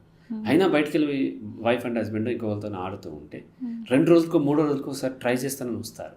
అదే సార్, నా నెక్స్ట్ క్వశ్చన్ అదే. ఇప్పుడు ఏంటంటే సోషల్ మీడియా, ఇప్పుడు 90s జనరేషన్లో ఇప్పుడు ఫోన్ లేనప్పుడు ఆ బాధ ఎవరికి లేదు. ఇప్పుడు మెయిన్ ప్రజెంట్గా పేరెంటింగ్ ఫేస్ చేసేది సోషల్ మీడియా. అంటే మనలో ఒక భాగం అయిపోయింది. మెయిన్గా పిల్లల బ్రెయిన్ డెవలప్మెంట్ ఎఫెక్ట్ పడుతుంది అంటారు, అది ఎంతవరకు కరెక్ట్? బ్రెయిన్ డెవలప్మెంట్ బాగానే అవుతుంది. సోషల్ మీడియా వల్ల బ్రెయిన్ డెవలప్మెంట్ ఆగిపోవటం, మొబైల్ వల్ల ఆగిపోవటం ఇట్లా ఏమి ఉండదు. ఇంతకుముందు కూడా ప్రాబ్లం ఉంది. అప్పుడేం బుక్స్ ఉండేవి, ఇప్పుడేం మొబైల్ వచ్చింది. ఓకే, మొబైల్కి ఎవరు ఎడిక్ట్ కారు, ఎడిక్ట్ అయ్యేది మొబైల్లో కంటెంట్. ఏ కంటెంట్కి ఎడిక్ట్ అవుతున్నారు అనేది మ్యాటర్. అదే స్క్రీన్ టైమ్, స్క్రీన్ మ్యాటర్ కాదు. ఎందుకంటే స్క్రీన్ టైం వల్ల కొంత కళ్ళు డ్యామేజ్ అవుతాయి, కానీ కరోనా అప్పుడు అంతకంటే ఎక్కువ ముందు కూర్చోబెట్టి చేపించారు కదా ఆన్లైన్ క్లాసెస్. అప్పుడు స్క్రీన్ టైం అని ఎవరు అనలేదు కదా. కాబట్టి టెక్నాలజీ మారుతూ ఉంటుంది. గతంలో బుక్స్ ఉండేవి, ఇప్పుడు స్క్రీన్ వచ్చింది. సార్ మరి వాల్యుబుల్ కంటెంట్ వాళ్ళకి చూపించవచ్చు. వాల్యుబుల్ కంటెంట్ ఉన్నప్పుడు అంటే ఇక్కడ ఏమవుతుందంటే మనం వాల్యుబుల్ కంటెంట్ చూస్తున్నప్పుడు మన పిల్లలు కూడా వాల్యుబుల్ కంటెంట్ వైపు అట్రాక్ట్ అవుతారు. నా పిల్లలకి 24 hours internet, high speed internet, ఆఫీస్లో కంటే ఇంట్లో ఎక్కువ స్పీడ్ ఉంటుంది అండ్ హై స్పీడ్ కంప్యూటర్స్ అన్నీ అవైలబుల్ ఉంటాయి, ట్యాబ్ ఉంటుంది, మొబైల్స్ ఉంటాయి. వాళ్ళు ఎప్పుడూ రీసెర్చ్ చేస్తూనే ఉంటారు. నా కొడుకు 11th క్లాస్ చదువుతున్నాడు, సైకాలజీ కూడా ఒక సబ్జెక్ట్గా తీసుకున్నాడు. లాస్ట్ సండేనే మేము కరీంనగర్, వేములవాడ ఇవన్నీ సరదాగా వెళ్ళొచ్చాం. వచ్చేటప్పుడు మాట్లాడుతున్నాడు, అతను చెప్తున్న విషయాలు కొన్ని టర్మ్స్ నాకే తెలియని అంత చెప్తున్నాడు. అంత రీసెర్చ్ చేశాడు అతను. సైకాలజీ, ఫిలాసఫీ ఇంట్రెస్ట్ ఎక్కువ. ఎక్కడి నుంచి నేర్చుకున్నాడు? ఇవన్నీ ఇంటర్నెట్ నుంచే కదా. స్క్రీన్ టైం అని ఆపేస్తే ఏమవుతుంది? స్క్రీన్ టైం అనే దానికంటే కూడా ఏ కంటెంట్ ఎక్స్పోజ్ అవుతున్నారో ఇంపార్టెంట్. సో మనం ఏం చేస్తామంటే మనము సేమ్ మొబైల్ మనం వాడతాము. వాడి ఇతను ఏం చేస్తాడంటే నైట్ టైము ఫాదర్ మెల్లగా పోర్నో ఏదో చూస్తాడు, లేదా అడల్ట్ కంటెంట్ ఎక్కడో చూస్తాడు. చూసిన తర్వాత అది దాని కుకీస్లో ఉంటుంది కదా. మరునాడు కొడుకు ఏదో నేర్చుకోవడానికి ట్వింకిల్ ఏదో మొత్తానికి అయితే మొదలుపెట్టినప్పుడు సజెస్టెడ్ వీడియోలో అది వస్తుంది. ఇది కుకీస్లో ఉంది కదా. చూపించేసరికి పిల్లలకి తెలియదు, క్యూరియాసిటీ కూడా ఉండదు. చూపించేసరికి అదేంటో అని ఒకసారి క్లిక్ చేస్తాడు. క్లిక్ చేస్తే ఇంట్రెస్ట్ పెరుగుతూ ఉంటుంది. సినిమాలో ఇంకోటో నా ఫ్రెండ్ వాళ్ళ అక్క మనవడు ఉన్నాడు, చిన్న వయసే. అతను 7 years ఉంటాయో లేవో. అతను ఏ సినిమా వచ్చినా ఐబొమ్మలో డౌన్లోడ్ చేసేసుకోవాలి, చూసేయాలి సార్. అది మొబైల్ ఉందంటే రోజు 2-3 సినిమాలు డౌన్లోడ్ చేసుకొని చూస్తూ ఉంటాడు. నా పిల్లలు లైఫ్లో ఇంతవరకు సినిమా చూడలేదు, లైఫ్లోనే చూడలేదు. సినిమాకి వెళ్దామని వాళ్ళ మదర్ ఎప్పుడన్నా సరదాగా అడిగితే నాకు బోర్, నేను రానంటాడు. ఇక్కడ ఇంట్రెస్టింగ్గా ఉంది, ఇది పోతుంది. వాళ్ళు ఏదేదో రీసెర్చ్ చేస్తారు. జీలాండియా అనేది ఏదో ఉందంటారు, ఇంకోటి ఏదో ఉందంటారు. ఫ్లూటో ఒకటి కాదు 2 ఉంటాయి, 2 ఒకటి తిరుగుతూ ఉంటాయి అంటారు. లేకపోతేనేమో సాటర్న్కి 81 ఎన్నో మూన్స్ ఉన్నాయని చెప్తాను. నేను ఏదో చెప్పాను, 1-2 కనిపిస్తుంది, 4 మూన్ కనిపిస్తుంది అంటే నాకు తెలుసు మొత్తం 81 ఉంటాయి, ఇట్లా ఉంటాయి అని చెప్పేస్తున్నారు. ఇవన్నీ ఎక్కడి నుంచి తెలిసినాయి? వాళ్ళని వదిలేసేసి ఆ కంటెంట్, అటువంటి కంటెంట్ మనం చూస్తూ అటువంటి కంటెంట్కి ఎంకరేజ్ చేసినప్పుడు అవుతుంది. ఇప్పుడు ఏమవుతుందంటే ఆ పిల్లోడు రెడ్ లైట్ ఎందుకు ఈ సిగ్నల్స్లో వాడతారని తను స్టడీ చేసి దాని వేవ్ లెంత్ గురించి తను ఏదో ఒక మొబైల్తో ఒక వీడియో తయారు చేసి తను డ్రా చేసుకుంటాడు. ఒక వీడియో తయారు చేసి ఫ్యామిలీ గ్రూప్లో వేశారు. ఎవరు రెస్పాండ్ కారు కదా, వాళ్ళకి తెలియదు ఫస్ట్ ఎవరు రెస్పాండ్ కారు.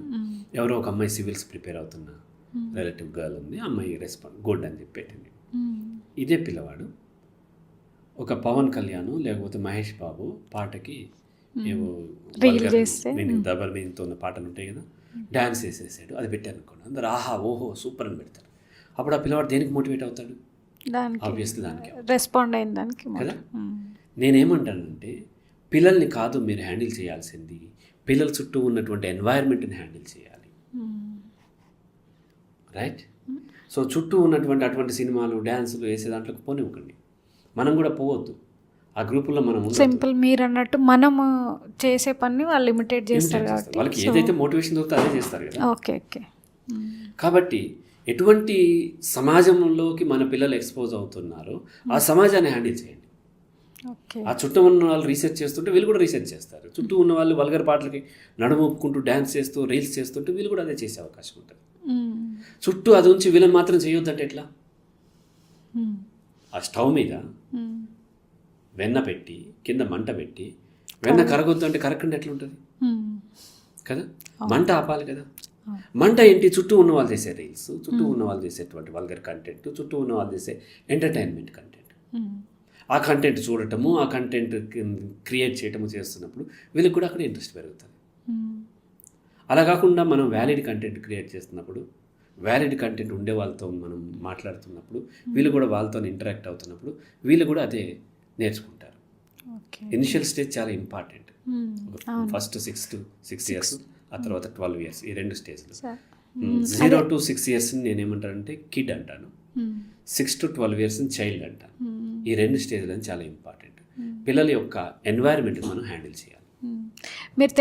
మీరు చెప్పినట్టు సార్, ఇప్పుడు 0తో స్టార్ట్ చేస్తే వాళ్ళకి ఎలాంటి ఇన్ఫ్లుయెన్సెస్ లేకుండా మనం వాళ్ళు ట్రైన్ చేయొచ్చు. టీనేజ్కి వచ్చేసరికి ఏమవుతుందంటే అంటే ఆఫ్ తెలుసు ఆఫ్ తెలియదు. అంటే బయట మనం ఎంత పెంచినా బయట స్కూల్లో కానీ వాళ్ళ ఫ్రెండ్స్ వాళ్ళ పేరెంట్స్ కరెక్ట్ లేకపోయినా వాళ్ళ ఇంటికి వెళ్ళినప్పుడు ఇన్ఫ్లుయెన్స్ అవుతారు. నేనేం చేస్తున్నానో నాకు తెలుసు, ఇలాంటి డైలాగ్స్ వింటుంటాం. అంటే ఆ టీనేజ్ గ్రూప్ పిల్లలు వాళ్ళని ఎలా హ్యాండిల్ చేయాలి అంటే వాళ్ళకి నాకు తెలుసు అన్న ఫీల్లో ఉంటారు కదా, వాళ్ళని ఎలా హ్యాండిల్ చేయాలి? టీనేజ్ అనేది అన్నిటికంటే కష్టమైనటువంటి స్టేజ్, పేరెంటింగ్లో చాలా కష్టమైనది. టీనేజ్ని హ్యాండిల్ చేయాలి అంటే ఫస్ట్ 2 ఏజెస్ ఏంటి, కిడ్ ఏజ్ నేను ఉంటుంది 0 to 6 ఏమో కిడ్, 6 to 12 ఏమో చైల్డ్, ఆ తర్వాత టీన్స్, అడల్సెంట్ ఏజ్. ఈ అడల్సెంట్ ఏజ్ అనేది చాలా కష్టం. సో ఈ స్టేజ్లో హ్యాండిల్ చేయాలంటే ఈ ముందు స్టేజ్లు 2 చాలా జాగ్రత్తగా చేయాలి. ఓకే, అక్కడ వాళ్ళతోనే అటాచ్మెంట్ పెంచుకోవాలి, అటాచ్మెంట్ ఉండాలి. వీళ్ళు ఏం చేస్తారు, ఈ బాల్యంలో ఉన్నారు కదా, వయసు తక్కువ బలం తక్కువ కాబట్టి ఆ పిల్లల్ని దబాయించేస్తారు. దబాయించినప్పుడు వాళ్ళు ఏ దారి లేక అమ్మ అంటే అక్కడ ఆగిపోతాడని అమ్మ అనుకుంటుంది. ఇప్పుడు ఆగుతాడు, ఎందుకంటే చిన్నపిల్లడు కదా, టీనేజ్కి వచ్చినప్పుడు ఆగడుగా, తోసేస్తాడు కూడా దీన్ని. ఇక్కడ ఏదైతే నువ్వు అటాచ్మెంట్ పెంచుకుంటావో, ప్రేమ పెంచుకుంటావో, ఆ ప్రేమ టీనేజ్కి వచ్చిన తర్వాత ఏమైనా పొరపాట్లు జరుగుతున్నప్పుడు కరెక్ట్ చేయడానికి ఉపయోగపడుతుంది. మనం కొట్టలేము. చిన్నప్పుడు అంటే పిల్లల్ని బెదిరించి కొట్టి ఆపేము. టీనేజ్కి వచ్చిన వాడు తిరిగి కొట్టేస్తారు కూడా. చాలామంది పిల్లలు తిరిగి పేరెంట్స్ కొట్టినవి ఉన్నాయి. ఒక కేసులో ఒక అతను ADHD ఉంటుంది, అమెరికాలో ఉంటుంది. 18 years వచ్చేదాకా కొట్టి కొట్టి కొట్టి పెంచారు. పాపం అతను ADHD ఉండలేదు కదా, అది అల్లరనుకుని ఫాదర్ మదర్ ఇద్దరు కొట్టి కొట్టి పెంచారు. పెంచితే అతను అలాగే పెరిగాడు, 18 క్రాస్ చేశాడు. హైట్ కూడా చాలా అయిపోయాడు, 6.5 ఫీట్ హైట్ అయ్యాడు. ఫాదర్ హైటే ఉంటుంది, మదర్ హైటే ఉంటుంది. అలాగే కొడుతుంటే ఫాదర్ని మెడపట్టుకుని గోడకు కొట్టాడు. మదర్ అడ్డు వస్తే లాగి చెంప మీద కొడితే అన్కాన్షియస్ అయిపోయింది, అంత గట్టి కొట్టాడు. పేరెంట్స్ ఇద్దరు ఇంట్లోంచి పారిపోయారు. సహజంగా పిల్లలు పారిపోవడం చూస్తాం, పేరెంట్స్ పారిపోయి వేరే వాళ్ళ ఇళ్ళలో దాక్కున్నారు. అంత భయపడి అంటే పిల్లలుగా చిన్నపిల్లలు వయసు చిన్నది బలం తక్కువ కాబట్టి మనం కొట్టేసేస్తే అసలు మదర్ ఎంత ఉంటుంది చెప్పు. మదర్స్ అందరూ ఫీమేల్ చిన్నగా ఉంటారు. అవును, 6 మీరు మదర్స్ అందరూ చిన్న వాళ్ళే ఉంటారు కదా, మగ పిల్లల్ని పట్టుకుని కొట్టేస్తూ ఉంటారు. కొంతమంది భయపడి భయంలో అలా ఉండొచ్చు కాదనట్లేదు, కానీ రేపు పొద్దున్న తిరగబడితే అప్పుడు మదర్ ఎంత తూసవతలు పడేస్తారు కదా. కాబట్టి అలా కాకుండా ప్రేమతోని మనం ఎప్పుడైతే ఈ 2 ఏజెస్ ఎర్లీ ఏజ్ ఉంటుందో 12 years లోపు ప్రేమని మనం అటాచ్మెంట్ డెవలప్ చేసుకున్నాము, అది టీనేజ్లో ఉపయోగపడుతుంది. అప్పుడు వాళ్ళు పేరెంట్స్ని దాటి వెళ్ళరు. ట్రై చేసిన పేరెంట్స్ యొక్క నాలెడ్జ్లో మనకు కావాల్సింది అంటే మనము నేను బీ ఇన్ఫార్మ్డ్ అంటాను. అంటే మీకు ఇన్ఫర్మేషన్ ఉండాలి వాళ్ళు ఏం ట్రై చేస్తున్నారు అనేది. ఖచ్చితంగా బయటికి వెళ్ళనివ్వాలి. వెళ్ళనివ్వకుండా మన ఇంట్లోనే ఉంచితే కుదరదు కదా, ఇంకొక ప్రాబ్లంలోకి వెళ్ళిపోతారు. కాబట్టి బయటికి వెళ్ళేటప్పుడు వాళ్ళు దేనికి ఎక్స్పోజ్ అవుతున్నారు, ఏదన్నా ఉంటే మనకి ఇన్ఫార్మ్ చేస్తారా లేదా, బీ ఇన్ఫార్మ్.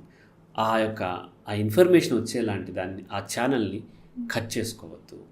చాలామంది పేరెంట్స్ చేసే పొరపాటు అది. చెప్తే తిడతారు కాబట్టి చెప్పకుండా మేనేజ్ చేస్తారు. అంటే ఆ అమ్మాయి 12 years గర్ల్ ఇంట్లో ఉంది, ఆ రోజు స్కూల్కి వెళ్ళలేదు. మదర్ చాలా స్ట్రిక్ట్ ఉంటుంది, ఫాదర్ ఇంకా స్ట్రిక్ట్ ఉంటాడు. ఇంట్లో ఉండి ఆడుకుంటుండగా ఒక మంచి గాజు బొమ్మ పగిలిపోయింది. మదర్ వస్తే ఏం చేస్తే చంపేస్తుంది. ఏం చేస్తే అప్పుడు అటువంటి సిచ్యువేషన్ ఉన్నప్పుడు తను దాన్ని దాచేసే ప్రయత్నం చేయాలి కదా, అవన్నీ ఊడ్చేస్తూ ఉంటారు, దాస్తుంటుంది. ఇవన్నీ చూస్తున్నప్పుడు పక్కింటి అంకుల్ చూశాడు. ఏంటమ్మా ఏం జరిగింది ఏదో అడిగాడు. అడిగితే ఇట్లా పడిపోయింది అంకుల్ అంటే మదర్ చంపేస్తుంటే నేను హెల్ప్ చేస్తా అంటాడు. చేస్తాడు, దాచేస్తాడు. మెల్లగా ఏమైంది, ఇంటిమసీ తర్వాత మిస్బిహేవ్ చేస్తాడు.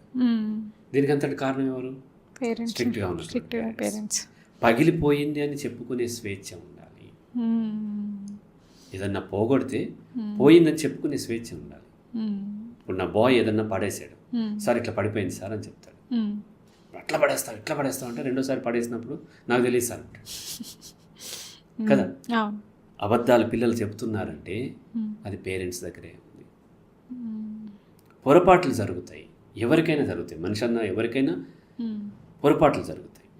ఆ పొరపాట్లని మనం తప్పుల్లాగా ట్రీట్ చేసామనుకోండి, దబాయించేసామనుకోండి, అప్పుడు వాళ్ళు ఏం చేస్తారంటే ఐదర్ యాంగ్జైటీ డిజార్డర్లోకి వెళ్తారు, లేదంటే అబద్ధాలన్నా నేర్చుకుంటారు. వన్స్ అబద్ధం నేర్చుకున్నారు కదా, ఇక వాళ్ళు తప్పులు చేసి కూడా అబద్ధం చెప్పగలుగుతారు. అంటే ఆ మదర్ని హ్యాండిల్ చేయడం వచ్చేసింది, అదే ఫాదర్ని హ్యాండిల్ చేయడం వచ్చేసింది. తప్పు అబద్ధం ఆడినప్పుడు కవర్ అయిపోయింది. సో దాన్ని మళ్ళీ ఇంకా మళ్ళీ రిపీట్ చేయడానికి ఛాన్సెస్. గాజు గ్లాస్ పగిలిపోయినప్పుడు దాన్ని దాచేసి అబద్ధం చెప్పడం నేర్చేసుకున్నాడు. మదర్ని కన్విన్స్ చేస్తాడు.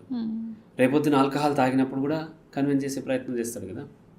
ఎందుకంటే మదర్ని కన్విన్స్ చేయడం నేర్చుకున్నాడు ఇక్కడ, రైట్. కాబట్టి ఇంప్రాక్టికల్గా ఉండేటువంటి డిసిప్లిన్ పెట్టడము. చాలామంది అడుగుతారు పిల్లలకి బాధ్యత నేర్పాలి. బాధ్యత ఎలా నేర్చుకుంటారు? నువ్వు చెప్తే నేర్చుకోరు. నువ్వు బాధ్యతగా ఉంటే, నువ్వు పేరెంటింగ్ రోల్ పర్ఫెక్ట్గా ప్లే చేస్తే అప్పుడు బాధ్యత నేర్చుకో. నువ్వు మాత్రము నీ జాబ్కి వెళ్ళిపోతావు, వచ్చిందా తిడుతూ ఉంటావు, నీకు బాధ్యత లేదని కొడుకుని కూతురుని తిడుతుంటే అప్పుడు బాధ్యత వస్తే రాదు. నువ్వు పేరెంటింగ్ రోల్ పర్ఫెక్ట్గా ప్లే చేసి పొరపాట్లు సహజము, మనము నా వల్ల ఇది జరిగింది అని పొరపాటు మనం పేరెంట్స్ పిల్లల ముందు, పార్ట్నర్ ముందు ఎక్స్ప్రెస్ చేసినప్పుడు అప్పుడు పిల్లలు కూడా పొరపాటు జరిగినప్పుడు నా వల్ల ఈ పొరపాటు జరిగింది అంటారు. పోయిన గ్లాసు లేకపోతే ఏదో వస్తువు చూస్తున్నాం, మొబైల్లో చూస్తున్నాం తప్ప మనము వాళ్ళు ఏం నేర్చుకుంటారో చూడట్లేదు. రేపొద్దు నేర్చుకున్న తర్వాత లక్షలు ఖర్చు పెట్టినా కోట్లు వేస్ట్ చేస్తూ ఉంటారు బెట్టింగ్లు అవి కాసేసి. అతను బెట్టింగ్లోకి వెళ్ళిపోయి కోట్ల రూపాయలు పోగొడుతున్నాడు అంటే దానికి మూలం ఎక్కడ పడిందంటే చిన్నప్పుడు చిన్న పొరపాట్లు కూడా మనము హార్ష్గా ట్రీట్ చేయటం వల్ల వాళ్ళు నేర్చుకున్నారు అబద్ధం చెప్పడం. అక్కడి నుంచి బెట్టింగ్లోకి రకరకాల వాటిలోకి వెళ్తూ ఉంటారు. కాబట్టి ఒక గుడ్ పేరెంట్ ఎప్పుడు కూడా పిల్లల పట్ల ప్రేమగా అండ్ మెచ్యూర్డ్గా అండ్ పొరపాట్లు జరిగినప్పుడు అంగీకరిస్తూ వాళ్ళ పొరపాట్లను కూడా అంగీకరించి ఇద్దరు ఫ్రెండ్షిప్తోని వాటిని కరెక్ట్ చేసుకుంటున్నప్పుడు భవిష్యత్తులో టీనేజ్కి వచ్చినప్పుడు కూడా ఏమైనా ఉన్నప్పుడు పేరెంట్స్తో షేర్ చేసుకుంటారు. నేను అడుగుతుంటాను, ఏమైనా స్కూల్లో ఇష్యూస్ ఉన్నాయా? నేను వెళ్ళను, పేరెంటింగ్ మీటింగ్కి వెళ్ళను. నేను కొడుకు అతను డీల్ చేసుకోగలుగుతారు, మొత్తం ఇద్దరు డీల్ చేసుకోగలుగుతారు. సో ఏమైనా ఇష్యూస్ ఉన్నాయా అంటే లేదంటారు. ఇష్యూస్ ఏమైనా నేను డీల్ చేసుకోలేదంటే నేను చెప్తాను అంటారు. సో ఎందులోని కాన్ఫ్లిక్ట్లో ఉండరు వాళ్ళు. ఎందుకంటే వీళ్ళది ఇంట్రెస్ట్ అంతా ఇక్కడ ఉంది, రీసెర్చ్ చేయటమో ఇంకో దాంట్లోనో తప్ప అనవసరమైన క్రేజీగా లేరు వాళ్ళు. ఫస్ట్ ఆఫ్ ఆల్ సోషల్ ఇన్ఫ్లుయెన్స్లో ఉండరు. ఎట్లా ఉన్నా వాళ్ళు హ్యాండిల్, మంచి డ్రెస్సులు కావాలనో లేకపోతే మంచి బైక్ కావాలనో వాళ్ళని వీళ్ళు ఫ్యాసినేటెడ్ అట్లా ఉండరు.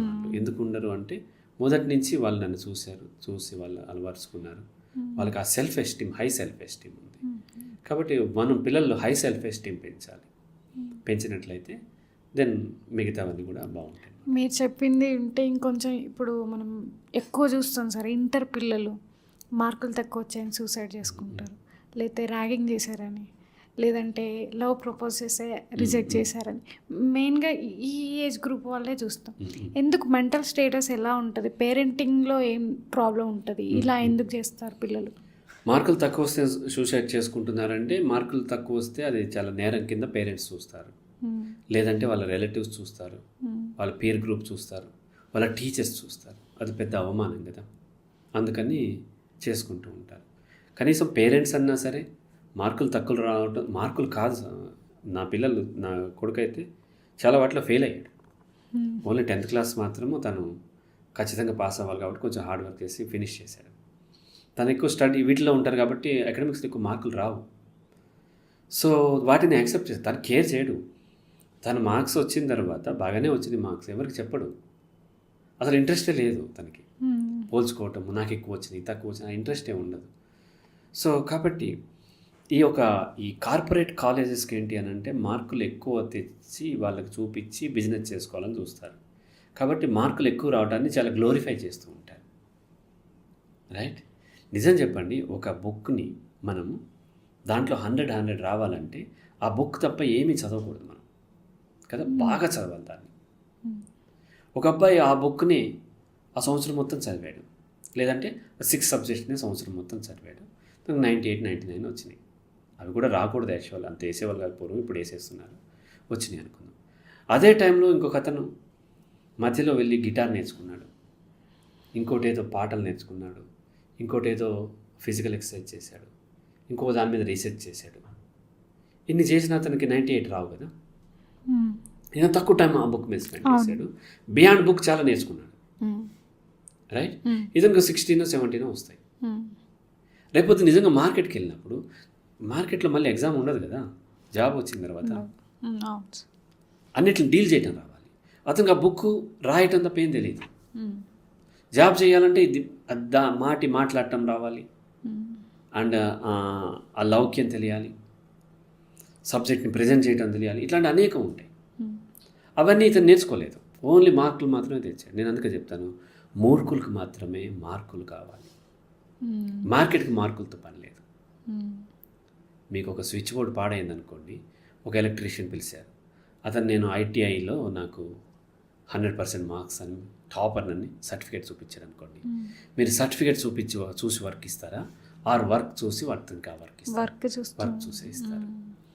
200 రూపీస్ స్విచ్ బోర్డ్కి మీరు వర్క్ చూస్తున్నప్పుడు కొన్ని వేల కోట్లు ఇన్వెస్ట్ చేసినటువంటి కంపెనీస్ మార్కులు చూసి నిజంగా ఇస్తాయా? అట్లా ఇచ్చే అవకాశం ఏమాత్రం లేదు. వాళ్ళకి ప్రాబ్లంకి సొల్యూషన్ ఫైండ్ చేయటం వచ్చా లేదా అంతే. ఏదో బెంచ్ మార్క్ కోసం ఏదో బీటెక్ అడుగుతారు. చాలామంది బిఏ చదువు కూడా టాప్ పొజిషన్లో ఉన్న వాళ్ళు ఉన్నారు. ఇది బిఏ తక్కువ అని కాదు, సాఫ్ట్వేర్ ఒకవేళ తీసుకుంటే మనం సాఫ్ట్వేర్లో కంప్యూటర్ సైన్స్ చేసిన వాళ్ళే కాకుండా కేవలం నార్మల్ బిఏ చదివి బీకాన్ చదివి కొన్నిటిని నేర్చుకుని వెళ్ళిపోయి జాబ్స్ మంచి మంచి పొజిషన్కి వెళ్ళిన వాళ్ళు ఉన్నారు.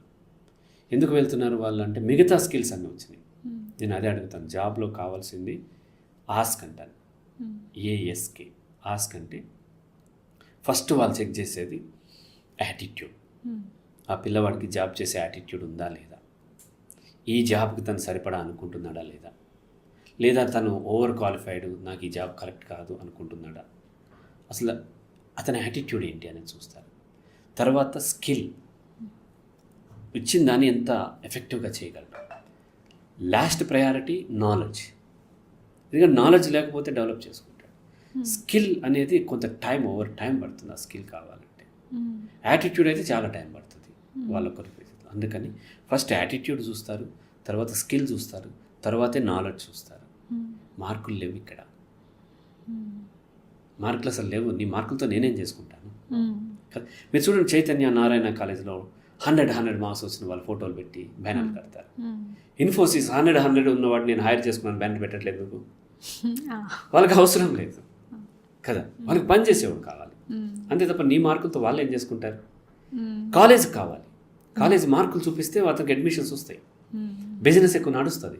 అందుకని మార్కుల్ని బాగా గ్లోరిఫై చేసి పేరెంట్స్ కూడా ట్రాప్లోకి తీసుకెళ్ళేసరికి పిల్లలు కూడా నిజమే అనుకుని మార్కులు కావాలనుకుని మార్కులు రాకపోయేసరికి మార్కులు చాలా గొప్ప అనుకుని మార్కులు రాకపోతే చాలా హీనం అనుకుని వాళ్ళు డిప్రెస్ అయిపోతుంటారు. కొంతమంది సూసైడ్ చేసుకుంటూ ఉంటారు.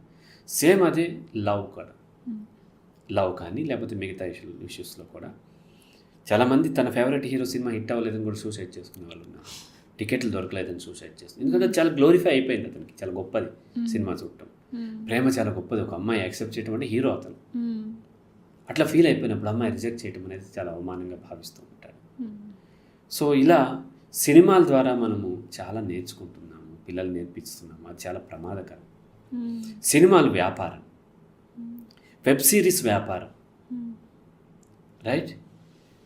ఈ వ్యాపారంలోంచే మనం చదువు అనుకుని ఆ సినిమాలు చూసుకుంటా, సినిమా స్టార్స్ ఇంటర్వ్యూలు చూసుకుంటా, ఇవన్నీ చూసేసరికి పిల్లలు కూడా అదే చూస్తారు.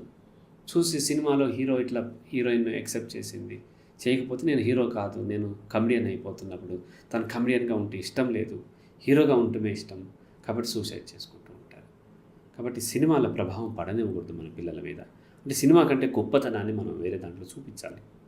సార్ మీరు చెప్పినట్టు ఇప్పుడు ఎక్స్ట్రా కరికులర్ యాక్టివిటీస్ అనేవి ఎంత ఇంపార్టెంట్. ఎందుకంటే ఇప్పుడు వాళ్ళు 6 ఇయర్స్కి స్టార్ట్ చేస్తే చదవడం 23 ఇయర్స్ అయ్యేసరికి మొత్తం అయిపోతుంది, ఇమీడియట్గా జాబ్లో జాయిన్ అవుతారు. అంటే మొత్తం అకాడమిక్ ఇయర్ ఇప్పుడు ఇంటర్ తీసుకుంటే మార్నింగ్ 7 to 7 ఉంటుంది. వీళ్ళకి బయట ప్రపంచాన్ని తెలుసుకునే ఛాన్స్ రాదు సార్. సో వాళ్ళు ఎలా తెలుసుకోవాలి? తర్వాత ఎక్స్ట్రా కరికులర్ యాక్టివిటీస్ మీద ఇంపార్టెన్స్ ఇవ్వరు, ఈవెన్ పేరెంట్స్ కూడా. ఎందుకంటే ఐఐటి మిస్ అవుతావు, క్లాసెస్ మిస్ అవుతాను. సో అది ఎంత ఇంపార్టెంట్? ఐఐటి అన్నారు కాబట్టి నేను ఒకటి చెప్తూ ఉంటాను. ఐఐటి ఈ దేశాన్ని పట్టిన దరిద్రం అంట. ఐఐటి దరిద్రం కాదు, ఐఐటిని గ్లోరిఫై చేశారు. చూడండి, ఐఐటిలో చదువుకున్నారు, వాళ్ళు మంచి జాబ్ చేస్తున్నారు, మంచి మంచి సైంటిస్టులు బయటకు వచ్చారు, that is different. But IIT లేకపోతే లైఫే లేదండి, గ్లోరిఫికేషన్ ఉంది. అది ఈ దేశాన్ని పట్టిన దరిద్రం. సో 7 to 7 అనేది ఎంత దారుణం. 7 to 10 ఉంటున్నారు. టీనేజ్లో ఉన్న పిల్లలు 12-13 ఇయర్స్ నుంచి వాళ్ళకు వచ్చే హార్మోన్స్ వలన 4 to 5 అవర్స్ కంటే ఎక్కువ కూర్చోలేరు. అంత ఎనర్జీ వాళ్ళలో వస్తూ ఉంటుంది. కూర్చోగలుగుతున్నారంటే వాళ్ళకి ఏదో జబ్బు ఉందని అర్థం. జబ్బు చేసిన వాళ్ళు రోజు మొత్తం బెడ్ మీద పడుకుంటారు, 24 అవర్స్ బెడ్ మీదే ఉంటారు. మీరు అలా ఉండలేరు. బెడ్ మీద రోజు మొత్తం పడుకోమంటే చిరాకు పడుతుంది కదా, ఉండలేరు. ఎందుకంటే మీకు ఎనర్జీ ఉంది, లేచి తిరుగుతూ ఉంటారు. అంటే రోగిష్ఠులు మాత్రమే అలా ఉండగలుగుతారు కదా. ఆ రోగిష్ఠులతో కంపేర్ చేసి ఈ పిల్లల్ని వాళ్ళు చూడు అంత చదువుతున్నావు, నువ్వు చదవట్లేదంట, వీడు హెల్దీ, వీడు ఉండలేడు. వెస్ట్రన్ కంట్రీస్లో, డెవలప్డ్ కంట్రీస్లో ఏం చేస్తారంటే టీనేజ్ పిల్లలకి 4 to 5 అవర్స్ దట్ స్కూల్ ఉండదు. ఆ తర్వాత పార్ట్ టైం జాబ్ పంపించేస్తూ ఉంటారు, జాబ్కో, ఆటలకో, దేనికోవడానికి. సో అలా కూర్చోబెడుతున్నాం అంటే అది ఇన్హ్యూమన్. ఫస్ట్ ఆఫ్ ఆల్ పేరెంటింగే కాదు, ఎవరిని అట్లా కూర్చోబెట్టద్దు ఆ ఏజ్లో. జాబ్లో కూడా అంతకాలం అడల్ట్ని కూడా ఉంచారు. 8 అవర్స్, దాంట్లో కూడా మధ్యలో బ్రేక్స్ ఉంటాయి. మధ్యలో వాళ్ళకి లంచ్ బ్రేక్ ఉంటుంది, టీ బ్రేక్ ఉంటుంది, ఇవన్నీ ఉంటుంది. ఇప్పుడు కార్పొరేట్ భూతం పట్టింది కదా, కెరీర్ భూతం పట్టడం వల్ల మన ఇన్ఫోసిస్ నారాయణమూర్తిని 14 గంటలు పనిచేయాలంటాడు, వారానికి 70 గంటలు, ఇట్లా ఏమని చెప్తూ ఉంటారు. వాళ్ళది వేరే కాంటెక్స్ట్. ఇక్కడ పిల్లలు కూడా 12 గంటలు కూర్చోబెట్టకూడదు, కేవలం 4-5 గంటలు మాత్రమే, లేకపోతే 6 గంటలు కొంచెం. ఇప్పుడు ఎందుకంటే కాంపిటేటివ్ ఎగ్జామ్స్లో ఉంటుంటే ఆ తర్వాత అంతా ఎక్కువ కూడా వాళ్ళు గ్రౌండ్లో కానీ లేకపోతే వేరే యాక్టివిటీస్, నాన్ అకాడమిక్ యాక్టివిటీస్లో ఉండాలి. ఎందుకంటే లైఫ్ యొక్క స్పిరిట్, అంటే బ్రతికే స్పిరిట్ మనకి గేమ్స్ నుంచి వస్తుంది. గేమ్స్లో ఏమవుతుందంటే ఒకసారి ఓడిపోయినా నిరుత్సాహపడరు, ఎందుకంటే మళ్ళీ ఛాన్స్ ఉంటుంది. ఒకసారి గెలిచినా ఎగిరిపడ్డు, ఎందుకంటే మళ్ళీ ఓడిపోయే అవకాశం కూడా ఉంది. ఈ స్పిరిట్ వాళ్ళకి అర్థం కావాలంటే వాళ్ళు గేమ్స్లో పార్టిసిపేట్ చేయాలి. కానీ ఇక్కడ అట్లా కాదు. ఒకసారి టాపర్ అవుతే ఇంటర్మీడియట్ టాపర్, వాడు ఫర్ ఎవర్ లైఫ్ లాంగ్ నేను ఇంటర్మీడియట్ టాపర్ క్లైమ్ చేసుకుంటాను. ఈవెన్ టీచర్స్ కూడా లీజర్ పీరియడ్ లేకపోతే స్పోర్ట్స్ పీరియడ్ ఉందంటే దాంట్లో క్లాసెస్ చెప్తుంటారు. అదే వాళ్ళు టీచర్స్ కాదంట. అందుకని మన ఇండియాలో కాదు, వరల్డ్ వైడ్ కూడా టీచర్స్కి టీచింగ్ తప్ప అన్నీ వచ్చు. అడ్మినిస్ట్రేషన్ చేయటమే టీచింగ్ అనుకుంటారు. పిల్లల్ని స్ట్రిక్ట్గా మాట్లాడుకుని కూర్చోబెట్టాలి, టీచర్ చెప్తుంటే అది వినాలి అంతే. ఎప్పుడు కూడా నేను సెంటెనియల్ కాలేజ్ ఆఫ్ యానిమేషన్ అని అందులో నేను టీచ్ చేశాను. నా క్లాసు గోలగోలగా ఉండేది. ఆ ప్రిన్సిపల్ వచ్చి ఏంటి అరుస్తున్నారు, నా పిల్లలు మాట్లాడతారు. క్వశ్చన్ ఎవరు అడగాలి? పిల్లలు అడగాలి, టీచర్ ఎక్స్ప్లెయిన్ చేయాలి. కానీ ఇక్కడ అట్లా కాదు. క్వశ్చన్ టీచర్ అడుగుతుంది, పిల్లలు చెప్పాలి ఆన్సర్. ఏం ఆన్సరు? టీచర్ చెప్పిన ఆన్సర్ చెప్పాలి. అది నేర్చుకోవటం ఎట్లా అవుతుంది కదా. సో గుడ్డిగా ఫాలో అయ్యేలాగా చేస్తూ ఉన్నారు. మన టీచర్సే మన వాళ్ళ యొక్క టాలెంట్ కిల్ చేసేది. ఏ పని చేత కాని వాళ్ళు టీచర్స్ అవుతారు. నేను కూడా టీచింగ్లో ఉన్నాను.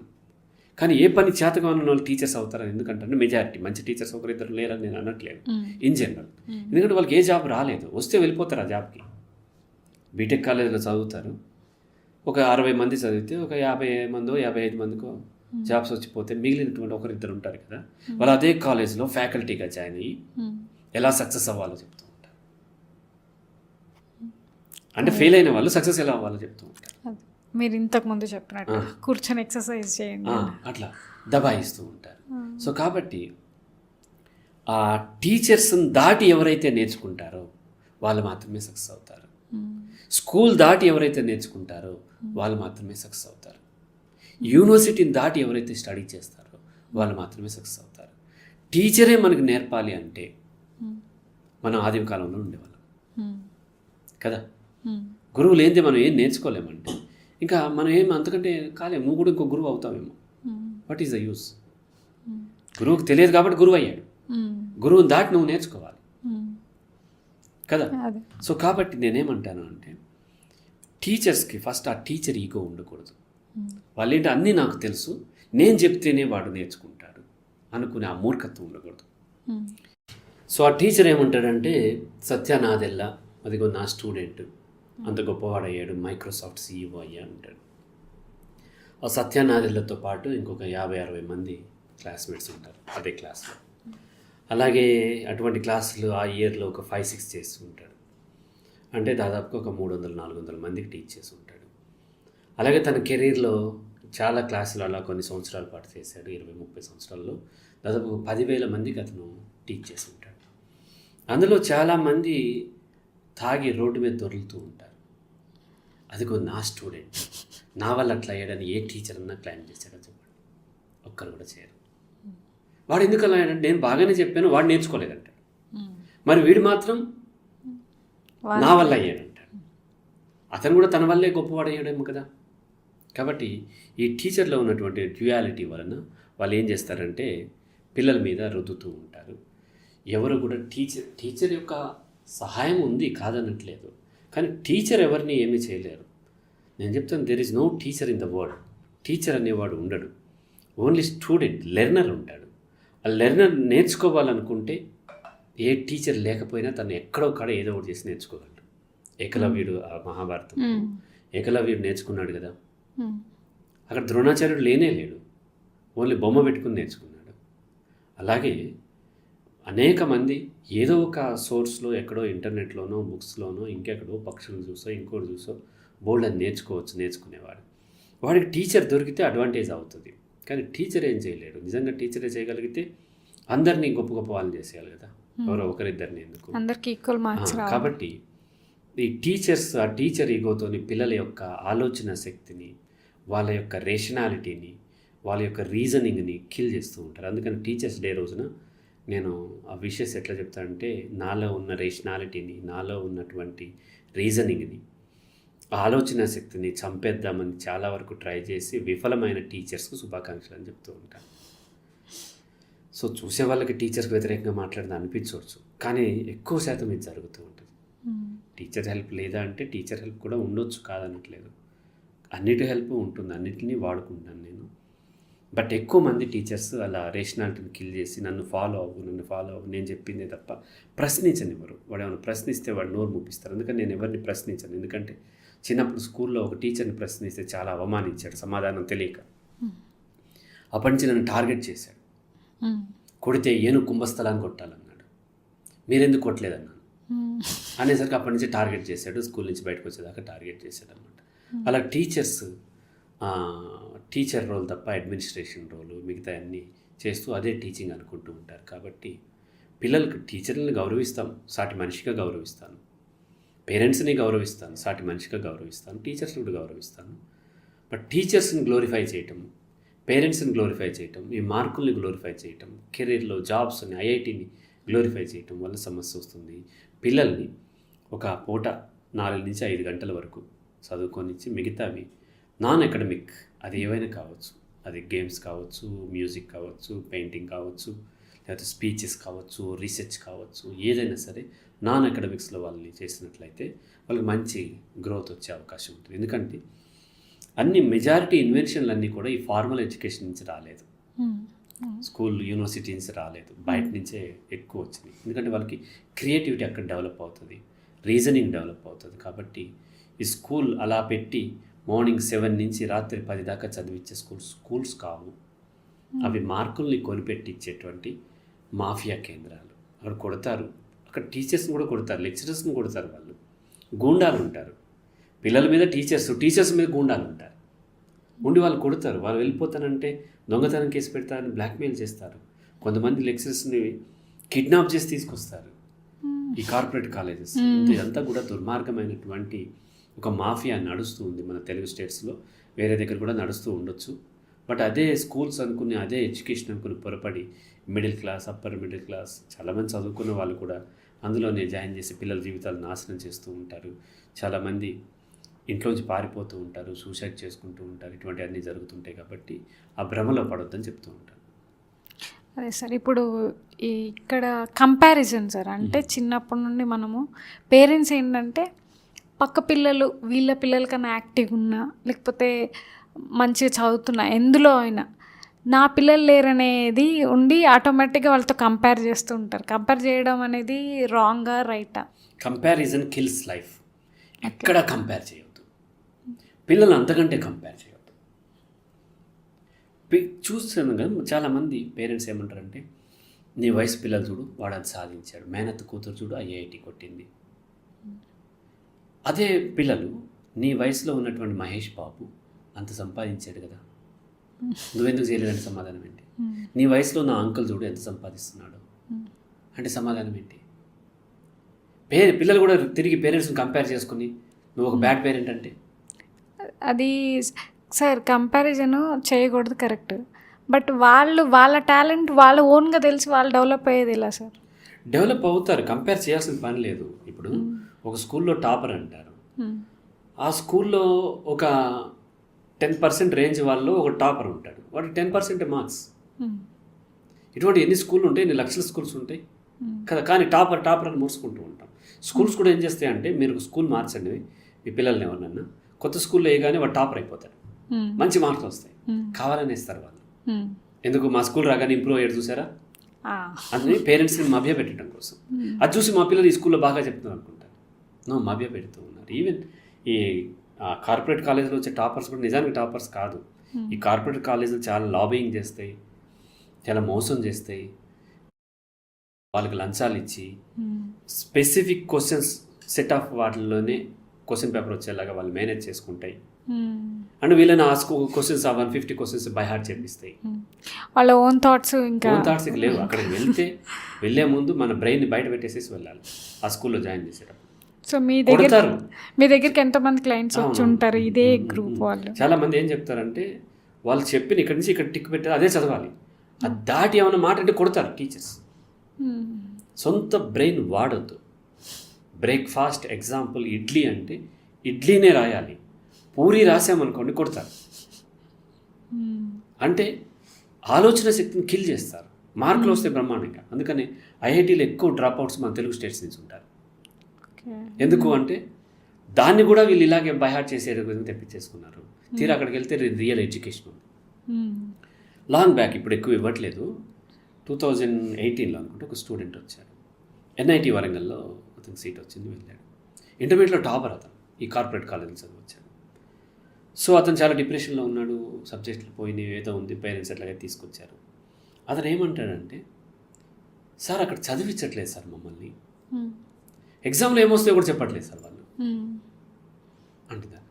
అంటే వీళ్ళు ఏమనుకున్నారు, 8th క్లాస్లో చదివించినట్టు ఐఐటీలో కూడా చదివించాలని కోరుకుంటున్నారు వాళ్ళు. యాక్చువల్గా ఇంటర్మీడియట్లో కూడా చదివించవద్దు. చదువు అనేది మారుతుంది. చిన్నప్పుడు స్కూల్లో ఉన్న టీచర్ అంటున్నాం, కాలేజ్కి వచ్చిన లెక్చరర్ అంటున్నాం. అతను లెక్చర్ ఇస్తాడు అంతే.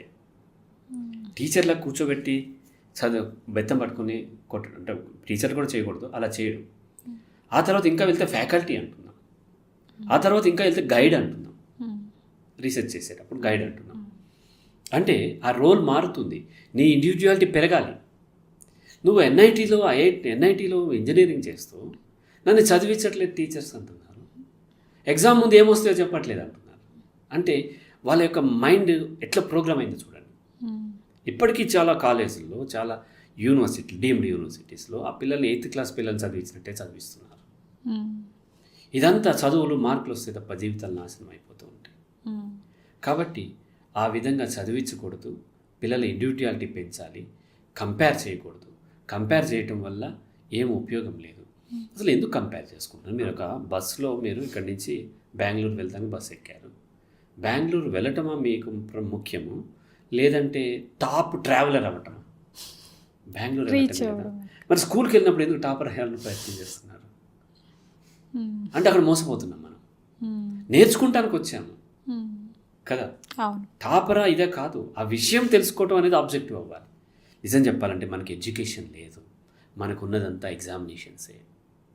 ఎగ్జామినేషన్ ఎప్పుడైతే మన మైండ్లోకి వచ్చిందో ఎడ్యుకేషన్ పోతుంది. చదివేటప్పుడు మీరు ఒక నవల్ చదివేటప్పుడు ఎగ్జామినేషన్ లేదు కాబట్టి మొత్తం అర్థమవుతుంది. సినిమా చూసేటప్పుడు ఎగ్జామ్ లేదు కాబట్టి మొత్తం అర్థమవుతుంది. టెక్స్ట్ బుక్ తీయగానే ఎగ్జామినేషన్ గుర్తొచ్చింది, దీంట్లో ఇంపార్టెంట్ ఏది, ఈ చాప్టర్ ఇంపార్టెంటా కాదా, ఈ ఇంపార్టెంట్ క్వశ్చన్ ఏది, ఇట్లా చదవటం మొదలు పెడతాం. అట్లా ఎప్పుడైతే చదవటం మొదలు పెట్టామో చదివే లేదు. ఇక పాట చదివితే ఏమవుతాం, చదువు మిస్ అవుతుంది. రేపు పొద్దున వచ్చిన మార్కులు ఉంటాయి, వర్క్ చేసుకోలేకపోతూ ఉంటారు. కాబట్టి ఎగ్జామినేషన్ పక్కన పెట్టి ఎడ్యుకేషన్ ఇస్తే ఆటోమేటిక్గా ఎగ్జామ్లో పాస్ అవుతారు. టాపర్ అవ్వాల్సిన పని లేదు, పాస్ అయితే చాలు. నాకు ఇప్పుడు లైఫ్లో 50-55% కంటే మార్కులు ఎక్కువ రాలేదు. అండ్ ఈవెన్ సైకాలజీ కూడా ఎంఎస్సి 2 years 3 years పాస్ అయ్యాను, 3 years కానీ ఫెయిల్ అయి పాస్ అయ్యాను. ఈ తెలుగు యూనివర్సిటీస్లో, తెలుగు స్టేట్స్లో దాదాపుగా ఒక 20 యూనివర్సిటీస్ ఉంటాయి. అన్నిట్లోనూ డిస్టెన్స్లోను, రెగ్యులర్లోను సైకాలజీ ఉంది. అన్నిట్లోనూ ఎవ్రీ ఇయర్ ఒక గోల్డ్ మెడలిస్ట్ వస్తున్నారు. ఈ గోల్డ్ మెడలిస్టులు అందరూ కూడా అలా ఇండియా మొత్తంలో ఎవ్రీ ఇయర్ ఒక 400 మంది గోల్డ్ మెడలిస్టులు అంటే టాపర్స్ వస్తున్నారు. అలా ఒక 20 సంవత్సరాల నుంచి వచ్చినటువంటి సైకాలజిస్టులు 500, 1000 రూపాయలు, 1500తో కౌన్సిలింగ్ ఇస్తానికి రెడీగా ఉంటే నేను 55% లోపు మార్క్స్ ఉన్నటువంటి వ్యక్తిని, డిస్టెన్స్లో చదువుకున్న వ్యక్తి దగ్గరికి 7,500 రూపాయలు పే చేసి నా దగ్గరికి ఎందుకు వస్తున్నారు అంటే వాళ్ళకి నా మార్కులతో పని లేదు. వాళ్ళ ప్రాబ్లంకి సొల్యూషన్ కావాలి. అది ఇవ్వగలనా లేదా, ఈవెన్ నేను సైకాలజీ చదివానా లేదా కూడా వాళ్ళకి అనవసరం. వాళ్ళకి కావాల్సిన సొల్యూషన్ అంతే తప్ప ఎన్ని మార్కులు వచ్చినాయో అనవసరం. మార్కెట్కి మార్కులతో పని లేదు. మార్కెట్కి నువ్వు సొల్యూషన్ ఇవ్వగలవా లేదా, ఇవ్వగలిగితే చాలు మార్కెట్ నిన్ను నెత్తిన పెట్టుకుంటాను. చాలామంది ఒకసారి ఒక ప్రోగ్రాంలో ఇంటర్వ్యూ ఎట్లా ఫేస్ చేయాలో, ఈ జాబ్ గురించి దాని గురించి చెప్పండి సార్, కెరీర్ గురించి చెప్పమన్నారు. నేనేదో ఈ టిప్స్ టెక్నిక్స్ చెప్తాను, వాళ్ళు వెయిట్ చేశారు. నేను చెప్పింది ఏంటంటే, నీకు జాబ్ రాలేదంటే నీకు టాలెంట్ లేదని అర్థం, సరిపోవటం లేదు, ఇంకా డెవలప్ చేసుకో. నీకు టాలెంట్ ఉంటే మార్కెట్ వదిలిపెట్టదు, తీసుకుపోతుంది, ఎత్తుకుపోతుంది. నీకు 1,00,000 రూపాయల శాలరీ ఇవ్వాలంటే నీ ద్వారా అతను 10 లక్షలు సంపాదించాలి. నీ ద్వారా 20,000 వస్తుంటే 1,00,000 రూపాయల శాలరీ ఎక్కడ ఇస్తాడు నీకు?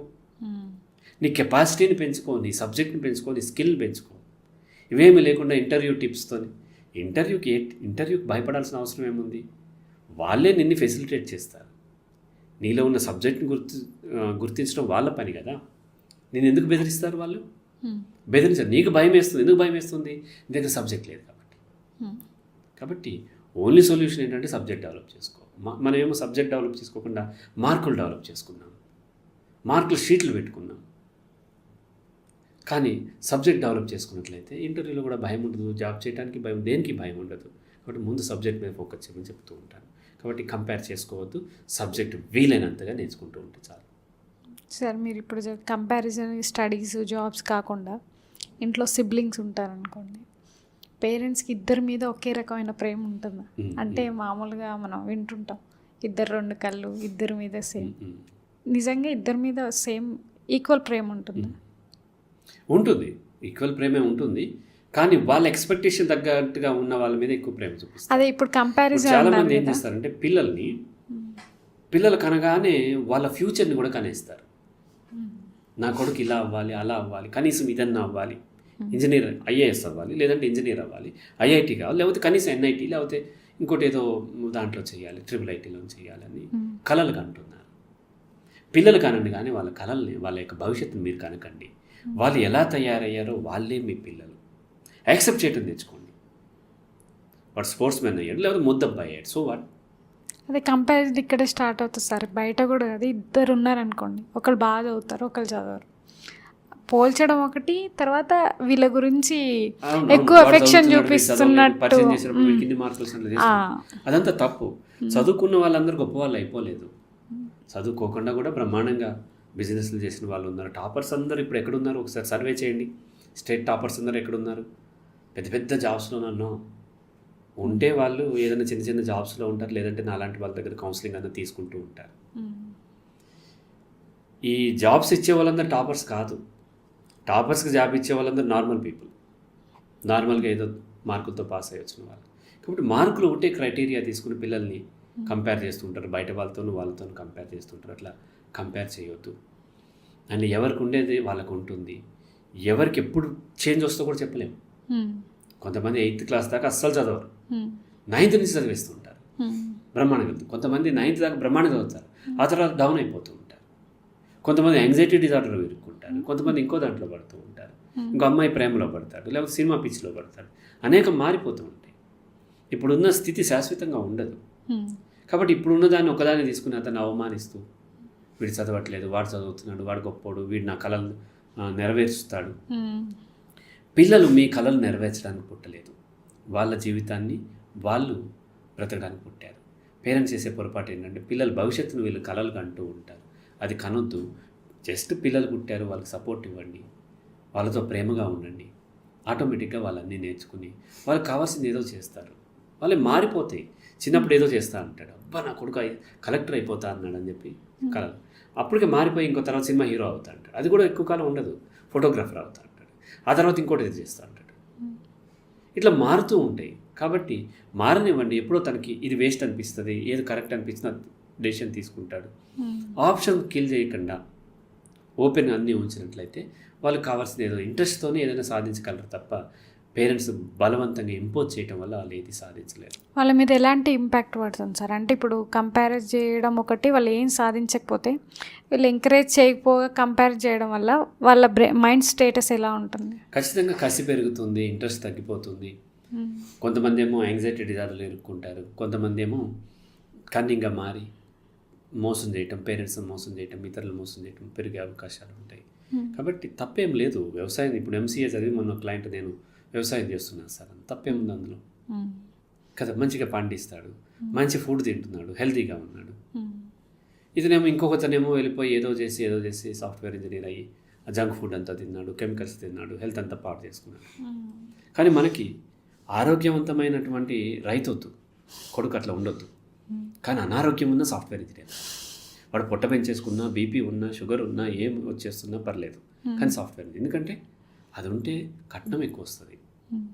ఎంతసేపు ఇదంతా ఎందుకు చదివించేది, మళ్ళీ వ్యాపారం, కట్నం ఎక్కువ వస్తుంది. అమ్మాయిని కూడా చదివించేది ఎందుకు, ఇంకా ఎక్కువ ప్యాకేజ్ ఉన్నోడు దొరుకుతాడు. హెల్తీగా ఉన్నోడు కాదు, ఫ్యాట్ ఉన్నా సరే పర్లేదు కానీ ప్యాకేజ్ ఎక్కువ ఉండాలి, అది చూసుకుంటూ ఉంటారు. ఈ భ్రమల్లో ఉన్నంతసేపు ఆ విధమైనదే ఉంటుంది. అలా ఉండటం వల్ల జీవితాలు ఎక్కువ శాతం ఫెయిల్ అవుతూ ఉంటాయి. అందరూ బాగానే ఉన్నారు కదా అనిపిస్తుంది. అలా చేసుకున్న వాళ్ళు కూడా చాలామంది చుట్టాల్లో బాగానే ఉన్నారు కదా, వాళ్ళకి ఏం బాధలు ఉన్నాయో మీకు తెలియదు, నాకు తెలుస్తాయి. నా దగ్గరకు వచ్చి చెప్పుకుంటారు, చక్కగా నవ్వుతూ హ్యాపీగా. మీ బాధలన్నీ బయట చెప్పుకోలే కదా, వాళ్ళు కూడా చెప్పుకోరు, వాళ్ళు కూడా ఇవన్నీ బయట చెప్పుకోరు. చక్కగా నవ్వుకుంటూ ఉన్నారని మీరు అనుకుంటున్నారు. ఎప్పుడైనా మీ ఫ్లాట్లో కరెంట్ పోయి పక్క ఫ్లాట్లో ఉందనుకోండి, పక్క అపార్ట్మెంట్లో, వాళ్ళని చూసి మీరు తిట్టుకుంటూ ఉంటారు, ఎప్పుడు ఈ లైనే పోతుంది, ఆ లైన్ బ్రహ్మాండంగా ఉంటుంది అని. మీకు ఉండి వాళ్ళకి పోయినప్పుడు మీరు వాళ్ళ మొహం కూడా చూడరు, వాళ్ళు మిమ్మల్ని చూసి సేమ్ అనుకుంటూ ఉంటారు. అలాగే ఎవరి బాధలు వాళ్ళకు ఉంటాయి. లాజిక్ వాడండి, వాళ్ళని చూసి వాళ్ళు ఏదో పైకి చూపిస్తున్నంత నిజం అనుకోవద్దు, వెనకాల బోల్డ్ అన్నీ ఉంటాయి. సార్, ఇప్పుడు జనరేషన్ మారుతుంటే మనకు ఉన్న ఫెసిలిటీస్ ఇవన్నీ చేంజ్ అవుతుంటాయి, పేరెంటింగ్లో కూడా చేంజెస్ వస్తుంటాయి. అయితే మామూలుగా ఇప్పుడు సిబ్లింగ్స్ ఉంటే ఒక రకంగా ఉంటారు. జీన్స్ ఏమన్నా ప్రభావం ఉంటుందా సార్? అంటే జెనెటికల్గా ఫాదర్ అలా ఉంటే, ఇప్పుడు సపోజ్ పిసినారి అనుకోండి, అదే ఫాలో అవుతుందా? అంటే మనం గుడ్ పేరెంటింగ్ జెనెటికల్లీ వచ్చేది ఏంటి అని అంటే బాడీ స్ట్రక్చర్ వస్తుంది, హెయిర్ కలర్, కళ్ళు కలరు, స్కిన్ టోన్, ఇవన్నీ వస్తుంది. బ్రెయిన్ స్ట్రక్చర్ కూడా రావచ్చు. కానీ సోషల్లీ నేర్చుకునేవేవి కూడా జెనెటికల్లీ రావు. Okay, right. క్రికెటే లేనప్పుడు అసలు జీన్స్లో క్రికెటే లేదు కదా, మరి టెండూల్కర్ ఎట్లా క్రికెటర్ అయ్యాడు కదా. ఇక్కడ ప్రతిదీ జెనెటికల్లీ వస్తుందని పొరపడుతూ ఉంటారు. నేను ఒక లాంగ్ బ్యాక్ అంటే లాస్ట్ ఇయరే ఒక దగ్గర ఉంటే మా కొడుకు 10th ఎగ్జామ్ రాస్తున్నాడు, అక్కడ వెయిట్ చేస్తున్నాను. ఇద్దరు పేరెంట్స్ మాట్లాడుకుంటున్నారు. ఆ ఫాదర్ ఏమంటున్నాడంటే, తన కొడుకు చిన్నప్పుడే బ్రెయిన్ ప్రింట్ తీపిచ్చాను, అదేంటి ఏరోనాటికల్ ఇంజనీర్ అవుతారా న్యూరాలజిస్ట్ చెప్పాడు అన్నాడు. వీడు సరిగ్గా ఫోకస్ చేయట్లేదు, వీడు క్రికెట్ వైపు వెళ్తున్నాడు, కానీ నిజంగా ఫోకస్ చేస్తే ఏరోనాటికల్ ఇంజనీర్ అయ్యేవాడు వీడు అని చెప్తున్నాడు. అంటే అతనుకి పెద్ద పెద్ద నామాలు ఉన్నాయి. నేను అనుకున్న ఆ నామాలు డాక్టర్ పెట్టుంటాడు అనుకున్నాను. ఎందుకంటే బ్రెయిన్ ప్రింట్ తీయటం ఏంటి, ప్రింట్లో ఏరోనాటికల్ ఇంజనీర్ అవుతాడని ఎట్లా కనిపిస్తుంది? ఆ మాత్రం జ్ఞానం ఆ ఫాదర్కి లేదు. ఎందుకు అంటే ఇటువంటి అన్నిటి మీద వాళ్ళు ఇదవటం వల్ల. సో కాబట్టి ఆ విధంగా పిల్లలు జెనెటికల్లీ ఏదన్నా వచ్చినప్పుడు, ఇదిగో మీ మేనమామకు ఉంది, మేనత్తకు ఉంది, మేనత్త బుద్ధులు వచ్చినాయి. ఎవరి దగ్గర? నీ దగ్గర పెరిగింది, మేనత్త బుద్ధులు ఎందుకు వస్తాయి? పెరిగింది నీ దగ్గర. సక్సెస్ అయింది ఏది కూడా మీ మేనత్తలాగా సక్సెస్ అయ్యవని అమ్మ అన్నది. ఫెయిల్ అయితే మాత్రం మేనత్త బుద్ధులు వచ్చినాయి, అత్తగారి బుద్ధులు వచ్చినాయి, ఫాదర్ ఏమో మేనమామ బుద్ధులు వచ్చినాయి, మీ మేనమామలాగా చేస్తున్నావు, ఇట్లా తాతలాగా చేస్తున్నావు, అది మీ అమ్మ బుద్ధులు వచ్చినాయి, తిరుగుతూ ఉంటారు. అలా జెనెటికల్లీ అవేమీ రావు. జెనెటికల్లీ హైట్ వస్తుంది, ముక్కు స్ట్రక్చర్ వస్తుంది, లిప్స్ వస్తుంది, కలర్ వస్తుంది, ఫిజికల్ అపియరెన్స్ వస్తుంది, బ్రెయిన్ కూడా వస్తుంది. కానీ బ్రెయిన్ని బట్టి ఏరోనాటికల్ ఇంజనీరింగ్ అవ్వటము లేకపోతే కార్డియాలజిస్ట్ అవ్వటము ఉండదు. ఇది ఇక్కడ నేర్చుకునే దాన్ని బట్టి ఇంట్రెస్ట్ కలుగుతుంది. కాబట్టి జెనెటికల్లీ ఈ లక్షణాలు రావు. అదే మీరు ఇప్పుడు ఏరోనాటికల్ అన్నట్టు ఇలాంటి ఇంకొక ఫేస్ ఉంది సార్. అదేంటంటే ఈ మధ్య యూట్యూబ్లో చూసాము, ఒక అమ్మాయిని, నాగవంశానికి పుట్టిన అమ్మాయిని వాళ్ళ మదర్ తీసుకొచ్చి ఇంటర్వ్యూ చేపిస్తుంది. తను నాకు ఒక్కదానికే కనిపిస్తుంది, డివోషనల్. సో ఇలాంటివి ఈ జనరేషన్లో, చదువుకునే జనరేషన్లో వాళ్ళు అటు డైవర్ట్ అవ్వడానికి రీజన్ ఏంటి? ఆ పేరెంట్స్కి ఏంటి అవేర్నెస్ లేకపోవడమా? ఏంటి రీజన్? అవేర్నెస్ లేదు, మూడు విశ్వాసాల్లో ఉన్నది. అండ్ ఈ మతాలు ఇవన్నీ అంటే అది టూ మచ్ లో రేంజ్. అవి డిస్కస్ చేయడం కూడా వేస్ట్ అనమాట. అవి ఇక అంత దారుణంగా అయిపోతున్నారంటే వాళ్ళకి బుర్ర లేదు. ఇక వాళ్ళు ఏమాత్రం వాళ్ళు లాజిక్ వాడటం లేదు. దాన్ని మామూలుగా యూట్యూబ్ ఛానల్స్ వాళ్ళకి రీచ్ కావాలి. కాబట్టి వీళ్ళని ఎక్స్ప్లాయిట్ చేస్తూ, పిల్లల్ని ఎక్స్ప్లాయిట్ చేస్తూ, అగో 3 నెలల అమ్మాయి అన్ని పద్యాలు చెప్పేస్తుంది, లేకపోతే 6 నెలలకే మాటలు వచ్చినాయి, ఏవో చెప్తూ ఉంటారు. అలాగే కొంతమంది 15 సంవత్సరాలకి CA పాస్ అయిపోయింది అమ్మాయి, ఇటువంటి కూడా చేస్తూ ఉంటారు. అది కూడా రాంగ్ అంటాను. పిల్లల యొక్క బాల్యాన్ని చంపేయొద్దు, ఏదో సాధించడం కోసం అట్లా చంపేయొద్దు. ఈ మూఢ విశ్వాసాలు ఇవన్నీ ఖచ్చితంగా పేరెంట్స్ ఇవే. కొన్ని మూఢ విశ్వాసాల్లోకి వెళ్ళిన తర్వాత పిల్లలు చంపేసుకుంటారు కూడా. సో కాబట్టి జారటం మొదలైన తర్వాత ఆ కొండ నుంచి ఎక్కడి దాకా జారుతాం అనేది చెప్పలేము, లోయలోకి దాకా వెళ్ళిపోతాం. అలా వన్స్ మూఢ విశ్వాసాల్లోకి వెళ్ళిన తర్వాత నాగవంశము, ఇంకోటి ఇవంతా కూడా మరీ హీనమైన స్థితి. ఆ స్థితిలో ఇప్పుడు ఇంకా అటువంటి పెరుగుతున్న యూట్యూబ్ ఛానల్స్ వచ్చిన తర్వాత, ఎందుకంటే అదే ప్రమోట్ చేస్తున్నారు ఈ మధ్య, ఏదో అఘోరి ఇవన్నీ పెరిగిపోతూ ఉన్నాయి. ఇక వాటిలోకి మన పిల్లల్ని, అందుకని నేను ఏం చేస్తానంటే, పిల్లల్ని ఎడ్యుకేషన్ అంటే స్కూల్ నేర్పాల్సింది రేషనాలిటీ నేర్పాలి, లాజికల్ థింకింగ్ నేర్పాలి, రీజనింగ్ నేర్పాలి. అవి కాకుండా ఏవో చెప్తూ ఉంటారు, వాటిని బై హార్ట్ చేపిస్తూ ఉంటారు. అటువంటి వాళ్ళు ఆటోమేటిక్గా వాటికి అట్రాక్ట్ అయ్యే అవకాశం ఉంది. అదే సార్, ఇంకొకటి ఇప్పుడు మామూలుగా పేరెంట్స్, పిల్లల్లో అమ్మాయి అబ్బాయి జెండర్ డిఫరెన్స్ ఉంటుంది. అదొకటి, అంటే ఆడపిల్ల కాబట్టి నువ్వు ఇలానే ఉండాలి, ఇదొకటి. రెండోది ఏంటంటే ఫాదర్కి కూతురికి అటాచ్మెంట్ ఎక్కువ ఉంటుంది, మదర్కి బాబుకి. అది ఎంతవరకు కరెక్ట్ సార్? ఫాదర్కి కూతురుతో అటాచ్మెంట్, మదర్కి కొడుకుతో అటాచ్మెంట్ అనేది న్యాచురల్గా వస్తుంది. ఓకే. ఎందుకంటే ఆపోజిట్ పట్ల, జెండర్ పట్ల అట్రాక్షన్ ఉంటుంది. దీన్ని ఇడిపస్ కాంప్లెక్స్ అంటారు, ఫ్రాయిడ్ చెప్పాడు. సో ఇడిపస్ కాంప్లెక్స్లో ఏంటంటే పుట్టిన కొడుకుకి మదర్ మీద సెక్షువల్ డిజైర్ ఉంటుంది. సెక్స్ అంటే ఇంటర్కోర్స్ కాదు, మన సెక్స్ కాదు, ఒక ఎమోషనల్ కేర్ రావాలి. అలా కూతురికి తండ్రి మీద ఉంటుంది, దాన్ని ఇడిపస్ అంటారు. అలాగే కొడుకుకి ఆపోజిట్ కొడుకుకి తల్లి మీద ఉంటుంది, ఇడిపస్ అంటారు. దాని ఆపోజిట్ ఏమో కూతురికి తండ్రి మీద ఉంటుంది, ఫీమేల్ ఇడిపస్, లేదంటే ఎలక్ట్రోపస్, ఏదో టర్మ్ వాడుతూ ఉంటారు. ఎనీహౌ, ఈ ఆపోజిట్ జెండర్ పేరెంట్ మధ్య సెక్షువల్ అట్రాక్షన్ ఉండటం వల్ల అటాచ్ అవ్వటం అనేది సహజం. కొడుకుకి పెద్ద ఇబ్బంది అవుతుంది, కానీ కూతురికి మాత్రం తండ్రి ప్రేమ కావాలని చెప్తూ ఉంటాను. తండ్రి ప్రేమ లేకపోతే చాలా ఇబ్బందులు అవుతుంటాయి. తర్వాత లేదంటే అన్న ప్రేమ, ఆ తర్వాత భర్త ప్రేమ, ఇలా షిఫ్ట్ అవుతూ ఉంటుంది. అది వేరే సబ్జెక్ట్. అది ఒకటి. ఇంకో క్వశ్చన్ అడిగారు, అంటే ఇప్పుడు కంపారిజన్ ఉంటుంది. ఇంతకుముందు మామూలుగా ఏ gender, female male comparison, boy girl. అయితే ఇద్దరిని ఈక్వల్గా చూడాలి, కానీ ఇద్దరు డిఫరెంట్ అనే విషయం అర్థం చేసుకోవాలి, అది కూడా తెలియజేయాలి. రైట్? చాలామంది ఏం చేస్తారు, నేను ఇద్దరికి ఈక్వల్గా చూపిస్తున్నాను అని చెప్పి ఇద్దరితో పని చేపిస్తున్నాను చూడు అని కొడుకుని చికెన్ షాప్కి పంపిస్తుంది, కూతుర్ని ఇల్లు ఉడమంటుంది. కొడుకుతో ఓడిపించవచ్చు కదా. కాబట్టి జెండర్ డిఫరెన్సెస్ అంటే అసమానతలు కాదు, కానీ వ్యత్యాసాలు ఉంటాయి అనే విషయం తెలియజేయాలి. ఫీమేల్ బాడీ వేరు, మేల్ బాడీ వేరు. మేల్కి బయట ఉండే థ్రెట్స్ వేరు, ఫీమేల్కి ఉండే థ్రెట్స్ వేరు. వీటి పట్ల అవేర్నెస్ ఉండాలి. మీరిద్దరూ సమానమే, కానీ వ్యత్యాసాలు ఉంటాయి అనే విషయం తెలియజేయాలి. ఆ విషయాలు తెలియజేసి మనం కేర్ తీసుకోవాలి. ఎందుకంటే ఒక మేల్ మదర్తో అటాచ్ అయ్యి ఉండి ఆ తర్వాత డిటాచ్ అయ్యి ఇంకొక అమ్మాయితో అటాచ్ అవుతుంది, అతనికి పెద్ద ఇబ్బంది ఉండదు. కానీ ఒక ఆడపిల్ల మదర్తో అటాచ్ అయ్యి ఉండి డిటాచ్ అయిన తర్వాత మేల్ దగ్గరికి వెళ్తుంది, అక్కడ చాలా ఇబ్బందులు ఉంటాయి. ఎందుకంటే మదర్కి అన్నీ తెలుసు, ఈ అమ్మాయికి వచ్చే పీరియడ్స్ గురించి ఐడియా ఉంది, పెయిన్ గురించి ఐడియా ఉంది, బ్లీడింగ్ గురించి ఐడియా ఉంది, ఇవన్నీ. కాబట్టి తనకి ఈ బాయ్కి తెలియదు, కాబట్టి ఆమె చాలా ఇబ్బందులు అవుతూ ఉంటుంది.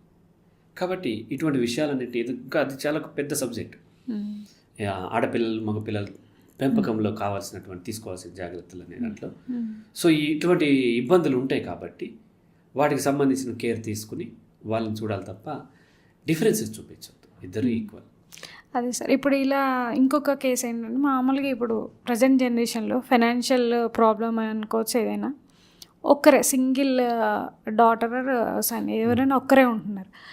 ఒక్కరు ఉన్నప్పుడు షేరింగ్ కానీ లేకపోతే వాళ్ళతో కాన్వర్స్ చేసే ఏజ్ గ్రూప్ వాళ్ళు ఉండరు. సో వాళ్ళ సైకాలజీ ఎలా ఉంటుంది, వాళ్ళని ఎలా హ్యాండిల్ చేయాలి పేరెంట్స్? సింగిల్ కిడ్ని పెంచేటప్పుడు చాలా కష్టం అవుతుంది. నేను వీలంతవరకు ఇద్దరు ఉండాలని చెప్తాను. ఎందుకంటే సేమ్ ఏజ్ గ్రూప్లో ఉన్నటువంటి సిబ్లింగ్స్ ఉండాలి. దట్టు ఆపోజిట్ జెండర్ అయితే ఇంకా బెటర్. బాయ్ గర్ల్ అయితే బెటర్, కనీసం గర్ల్ గర్ల్ లేదా బాయ్ ఉన్నా పర్లేదు. కానీ ఒకరే కిడ్ ఉన్నప్పుడు ఏమైందంటే బెంచ్ మార్క్ పెరుగుతూ ఉంటుంది. ఇక్కడ ఏమైందంటే ఇద్దరు ఉన్నప్పుడు, ఇప్పుడు ఒకటిది మార్చ్లో బర్త్డే, ఇంకొకటిదేమో ఇంకొక టైంలో బర్త్డే. ఈసారి ఎగ్జామ్ ముందు వచ్చింది కదా, నీ బర్త్డే వద్దు, ఈసారి అన్నది మాత్రం చేద్దాము, నెక్స్ట్ ఇయర్ నీది చేద్దామంటే వీడు ఆగుతాడు. అంటే లాస్ట్ ఇయర్ అన్నది చేయలేదు కదా, ఈసారి నీది ఆపుతామంటే ఆగుతాడు. అంటే పోల్చుకోవటం, అంటే ఎక్కువ తక్కువగా పోల్చుకోవటం కాదు, పాజిటివ్ అర్థం చేసుకుంటాను. పోల్చుకోవటం వేరే వ్యక్తి లేనిదే కంపేర్ చేసుకోలే, నేను తెలియదు. కంపారిజన్ ఎక్కువ తక్కువ అనే కంపారిజన్ కాదు, అర్థం చేసుకుంటాను కంపారిజన్ ఉంటుంది. ఈ విషయంలో చాలా మంది కన్ఫ్యూజ్ అవుతుంది. మీరు కంపేర్ చేసుకోవద్దన్నారు, మళ్ళీ పోల్చుకుంటున్నారు. పోల్చుకుంటాము, అది అర్థం చేసుకుంటాను, అంతేగాని నేను ఇన్ఫీరియర్ సూపీరియర్ అనుకుంటాను కాదు. కానీ ఒక్కడే ఉన్నప్పుడు ఈ ఇయర్ 5,000 ఖర్చు పెడితే నెక్స్ట్ ఇయర్ 4,000 ఖర్చు పెడితే ఒప్పుకోడు, 10,000 వస్తుంది. ఆ తర్వాత ఇంకా అలా ఒక టీ షర్ట్ కొన్నారంటే, ఒక సినిమా వాళ్ళ పిల్లవాడిని తీసుకొచ్చారు, ఒకటే కిట్. ఇట్లా బెంచ్ మార్క్ పెరిగిపోద్దమ్మా, 500 నుంచి 1000, 1000 నుంచి 1,500 అట్లా. అంటే అవును సార్ అట్లాగే పెరిగిపోయింది సార్. అది ఎంత అంటే 2,000 కాదు, 5,000 కాదు, 10,000, 12,000 పెట్టి టీ షర్ట్ కొనాల్సి వచ్చిందంట బర్త్డేకి. 12,000 పెట్టి టీ షర్ట్ కొన్నారు ఆ పిల్లోడికంటే. ఏం చేస్తాం మనం? అది ఏమవుతుంది, ఎందుకు అట్లా పెరిగిందంటే ఒకటే కిడ్ ఉన్నప్పుడు వాడికి ఇక బెంచ్ మార్క్ పెరుగుతూనే పోతుంది. కాబట్టి వీలైనంత వరకు ఇద్దరు కిడ్స్ ఉండాలి. ఒకవేళ లేనప్పుడు కనీసం మన కజిన్స్తోనే వాళ్ళతోనే కలిపి బర్త్డేలు చేయటం, వాళ్ళతో కలిపి కొన్నాళ్ళు వాళ్ళ ఇంట్లో ఉంచడం, కొన్నాళ్ళు మన ఇంట్లో ఉంచడం, ఇట్లాంటివి ఏమైనా ట్రై చేసినప్పుడు కొంత హెల్ప్ అవుతుంది. ఇంకొకటి ఏంటి అంటే సింగిల్ కిడ్డే కాదు, సింగిల్ పేరెంట్ అప్పుడు చాలా కష్టం అవుతుంది. ఎందుకంటే సింగిల్ పేరెంట్, దట్టు మదర్ ఉన్నప్పుడు ఇద్దరు ఉన్నారనుకోండి, డెసిషన్ ఏం చేస్తారు, ఒకరు పొరపాటు చేసి ఇంకొకరు కరెక్ట్ చేసుకున్నాను ఉంటారు. ఆ క్రికెట్లో బౌండరీ లైన్లో మిస్ అయితే అక్కడ లాస్ట్లో ఉంటాడు, ఫ్రంట్లో ఉన్న ఆ ఫీల్డర్ మిస్ అయితే బౌండరీ లైన్లో వాడు క్యాచ్ పట్టడమో లేకపోతే ఆపటమో జరుగుతుంది. అలా మదర్ పొరపాటు చేస్తే ఫాదర్ పొరపాటు చేస్తే మదర్ కరెక్ట్ చేసే అవకాశాలు ఉంటాయి. కానీ ఒక్కరే ఉన్నారు, చంటి బిడ్డ. అది సింగిల్ పేరెంట్ అంటే సపరేట్ అవ్వాల్సిన అవసరం లేదు. ఒక పేరెంట్ అమెరికాలో ఉంటాడు, ఒక పేరెంట్ ఇండియాలో ఉండి కిడ్నీ చూసుకోవాలి, నెలల బేబీ. ఇదే కేసు ఒక పొరపాటున చనిపోయి సింగిల్ పేరెంట్గా ఉన్న వాళ్ళు కూడా ఉంటారు. ఇప్పుడు డివోర్స్ లేదంటే లైవ్లో ఉంటారు, కనీసం మనం వర్చువల్గా ఫోన్లో కాంటాక్ట్ అవ్వదు. అలా చనిపోయి సింగిల్ పేరెంట్ అటువంటిప్పుడు కొద్దిగా చేసేది ఏం లేదు కాబట్టి వేరే హెల్ప్ తీసుకుంటూ ఉంటాము. వచ్చే కష్టాలు ఎలా, వచ్చే ఇబ్బందులు ఎలా వస్తాయో చెప్తాను. భర్త ఉన్నాడు కానీ అమెరికాలో ఉన్నాడు, అవైలబుల్ లేడు. ఈ అమ్మాయి ఒక్కతే ఆ నెలల బిడ్డను చూసుకోవాలి. జ్వరం వచ్చింది, పారాసిటమాల్ సిరప్ వేయాలి, రాత్రిపూట వేసింది, మర్చిపోయింది ఎంత వేసారు, లేదా వేసిన తర్వాత ఆ బిడ్డ కక్కేసింది, ఆ సిరప్ బయటకు వచ్చిందో లేదో తెలియదు, మళ్ళీ వేస్తే ఓవర్ డోస్ అవుతుంది, లేకపోతే ఫీవర్ వస్తుంది, నిద్ర మత్తులో ఉంటుంది. అత్త మామలు ఉంటారు, వాళ్ళేమో ముసలోళ్ళు అయిపోయారు, వాళ్ళేమో చూసుకోలేకపోతుంటారు, తిరుగుతూ ఉంటారు. అదే తనతో పాటు తన హస్బెండ్ కూడా ఉన్నాడు అనుకోండి, ఒకరు వేస్తుంటే ఇంకొకరు చూస్తూ ఉంటారు. పడిపోతే ఇంత పోయిందని చెప్పి ఇద్దరు కలిసి డిస్కస్ చేసుకుని ఒక డెసిషన్ తీసుకుంటారు. లేకపోతే ఓవర్ డోస్ అయితే మనం డాక్టర్ని అడుగుదామనో ఇంకోటో హాస్పిటల్ పక్కనే ఉంది కదా, లేకపోతే తక్కువ కొంచెం ఆగేద్దాము, గంట ఆగిపోని, లేకపోతే లివర్ డ్యామేజ్ అవుతుంది కాబట్టి ఇట్లాంటి అనేక రకాలు ఇద్దరు డిస్కస్ చేసుకుని ఒక డెసిషన్ తీసుకుంటూ ఈజీ అవుతుంది. అలా కాకుండా ఒక్కటే అమ్మాయి ఉంటే ఎంత టెన్షన్ ఉంటుందో చూడండి. అసలే డెలివరీ అయిన తర్వాత లాట్ ఆఫ్ డిప్రెషన్ ఉంటుంది, యాంగ్జైటీలు ఉంటాయి, సైకలాజికల్ వల్నరబిలిటీ ఉంటుంది, మూడ్ స్వింగ్స్ ఉంటాయి. వీటితో పాటు తన ఈ కిడ్కి ఇంకొక పేరెంట్ ఎవరైతే వాళ్ళు లేరు, తర్వాత వచ్చి బెదిరిస్తాడు, నువ్వే నా కిడ్ని ఇట్లా చేసావు అట్లా చేసావు అని తిడతాడు, దబాయిస్తాడు, నీ వల్లే నా కిడ్కి ఇట్లా అయింది అది ఇది అంటారు. కాబట్టి ఇద్దరు పేరెంట్స్ ఉంటే చాలా బాగుంటుంది. లేనప్పుడు కొంత ఆల్టర్నేట్స్ కొన్ని, అంటే పేరెంట్గా కాదు, మీకు ఎటువంటి సమస్యలు వస్తాయో చూసుకుని వాటికి ముందే వీలైనంత వరకు ప్రిపేర్ అయి ఉండటం, లేకపోతే ఇది చెప్పాను కదా, ఇప్పుడు ఒక ఎగ్జాంపుల్ చెప్పి అట్లాంటి బోల్డ్ అని ఉంటాయి. చనిపోయినప్పుడు ఇంకా వేరే మార్గం లేదు కాబట్టి ఒక్కొక్కసారి ఇంకొక మ్యారేజ్ చేసుకుని మంచి పర్సన్, మెచ్యూర్డ్ పర్సన్ చేసుకుంటే పర్లేదు. ఆల్టర్నేట్స్ ఏమున్నాయో చూసి వాటి ద్వారా వాళ్ళని ఎడ్యుకేట్ చేయటం, కొన్ని సంవత్సరాల వరకు ఉండి ఆ తర్వాత ఆ పిల్లల్ని ఇండిపెండెంట్గా తయారు చేయటం, ఇవన్నీ చేసుకోవాలి. సింగిల్ పేరెంట్గా పెంచడం అనేది చాలా కష్టమైంది. సింగిల్ పేరెంట్ సింగిల్ కిడ్ మరింత కష్టమైంది. ఎందుకంటే ఆ పేరెంట్ మొత్తం తన ప్రాణం అంతా ఆ కిడ్ మీద పెట్టుకుంటారు. ఆ కిడ్ చిన్నది వచ్చినా సరే ఏమైందని ఓవర్గా రియాక్ట్ అయ్యేసరికి వాళ్ళు అది నేర్చుకుని వాళ్ళు మొండిగా తయారవటం, పెంకిగా తయారవటం అయ్యే అవకాశం ఉంది. కాబట్టి వీటిలన్నిటి పట్ల అవేర్నెస్ మనం పేరెంటింగ్ కౌన్సిలింగ్ ఏదో తీసుకుని అవేర్నెస్ పెంచుకున్నట్లయితే మనకి ప్రాపర్గా వీలైనంత వరకు డ్యామేజ్ అవుతుంది, ఆ డ్యామేజ్ని వీలైనంత తక్కువగా అయ్యేలాగా కంట్రోల్ చేయగలుగుతాం. సరే, ఈ మధ్య కొంచెం ఎక్కువ చూస్తా ADHD. ఇంతకుముందు అసలు ఆ వర్డ్ కూడా తెలియదు, అవేర్నెస్ కూడా లేదు. బట్ మోస్ట్ ఇప్పుడు ఉన్న పిల్లల్లో 10 మెంబర్స్లో కనీసం 2 ఉంటున్నారు. అసలు ఏంటి మెయిన్ రీజన్ ఏంటి? ADHD, డిస్లెక్సియా, ADHD, ఆటిజం, ఈ 3 ఒక ఆర్డర్లో ఉంటాయి. వెరీ మైల్డ్గా ఉన్న వాళ్ళకి డిస్లెక్సియా ఉంటుంది, తర్వాత ADHD, ఆ తర్వాత ఆటిజంలో మళ్ళీ గ్రేడ్స్ ఉన్నాయి. రూట్ కాజ్ ఎక్కడెక్కడో ట్రై చేస్తూ ఉంటారు. స్క్రీన్ చూపించడం వల్ల వచ్చిందని కొంతమంది, న్యూరోలాజికల్ ప్రాబ్లం అని కొంతమంది, ఇక్కడ రకరకాలుగా వాళ్ళ టాలెంట్ చూపించి వ్యాపారం చేసుకుంటూ ఉంటారు. దీనికి ముఖ్య కారణం ఏంటి అని అంటే మారినటువంటి లైఫ్ స్టైల్స్, ఫిజికల్ యాక్టివిటీ లేకపోవటము, హై క్యాలరీస్ ఉన్నటువంటి హై కార్బోహైడ్రేట్స్ ఉన్న షుగర్స్ని ఎక్కువగా కన్జ్యూమ్ చేయటం, రూమ్లోనే ఉండటం, అటాచ్డ్ బాత్రూమ్స్, ఇక్కడే ఉండటం, ఎక్కువ తిరిగే అవకాశం తగ్గిపోయింది. నా చిన్నప్పుడు రోజుకి కనీసం 2 కిలోమీటర్లు తిరగాల్సి వచ్చేది ఒక 6 సంవత్సరాలప్పుడు. తాతయ్యతో అక్కడికి వెళ్ళటం, బావి దగ్గరికి వెళ్ళటం, వాష్రూమ్ ఎక్కడో ఉంటుంది, లేకపోతే బయటికి వెళ్ళటం, ఇవన్నీ ఉంటాయి. నేను తీసుకునేటువంటి కార్బోహైడ్రేట్స్తో పోలిస్తే అదే 6 సంవత్సరాలు ఉన్నటువంటి ఇప్పుడు ఉన్నటువంటి కిడ్ 10 టైమ్స్ ఎక్కువ కన్జ్యూమ్ చేస్తున్నారు. నా చిన్నప్పుడు ఓన్లీ రైస్ తినేవాళ్ళం, కొంచెం ఎప్పుడన్నా కొంచెం చాక్లెట్స్ అనేవి ఇయర్లీ 2 దొరుకుతాయి. ఇప్పుడు ఆగస్ట్ 15కి జనవరి 26కి మాకు దొరుకుతాయి.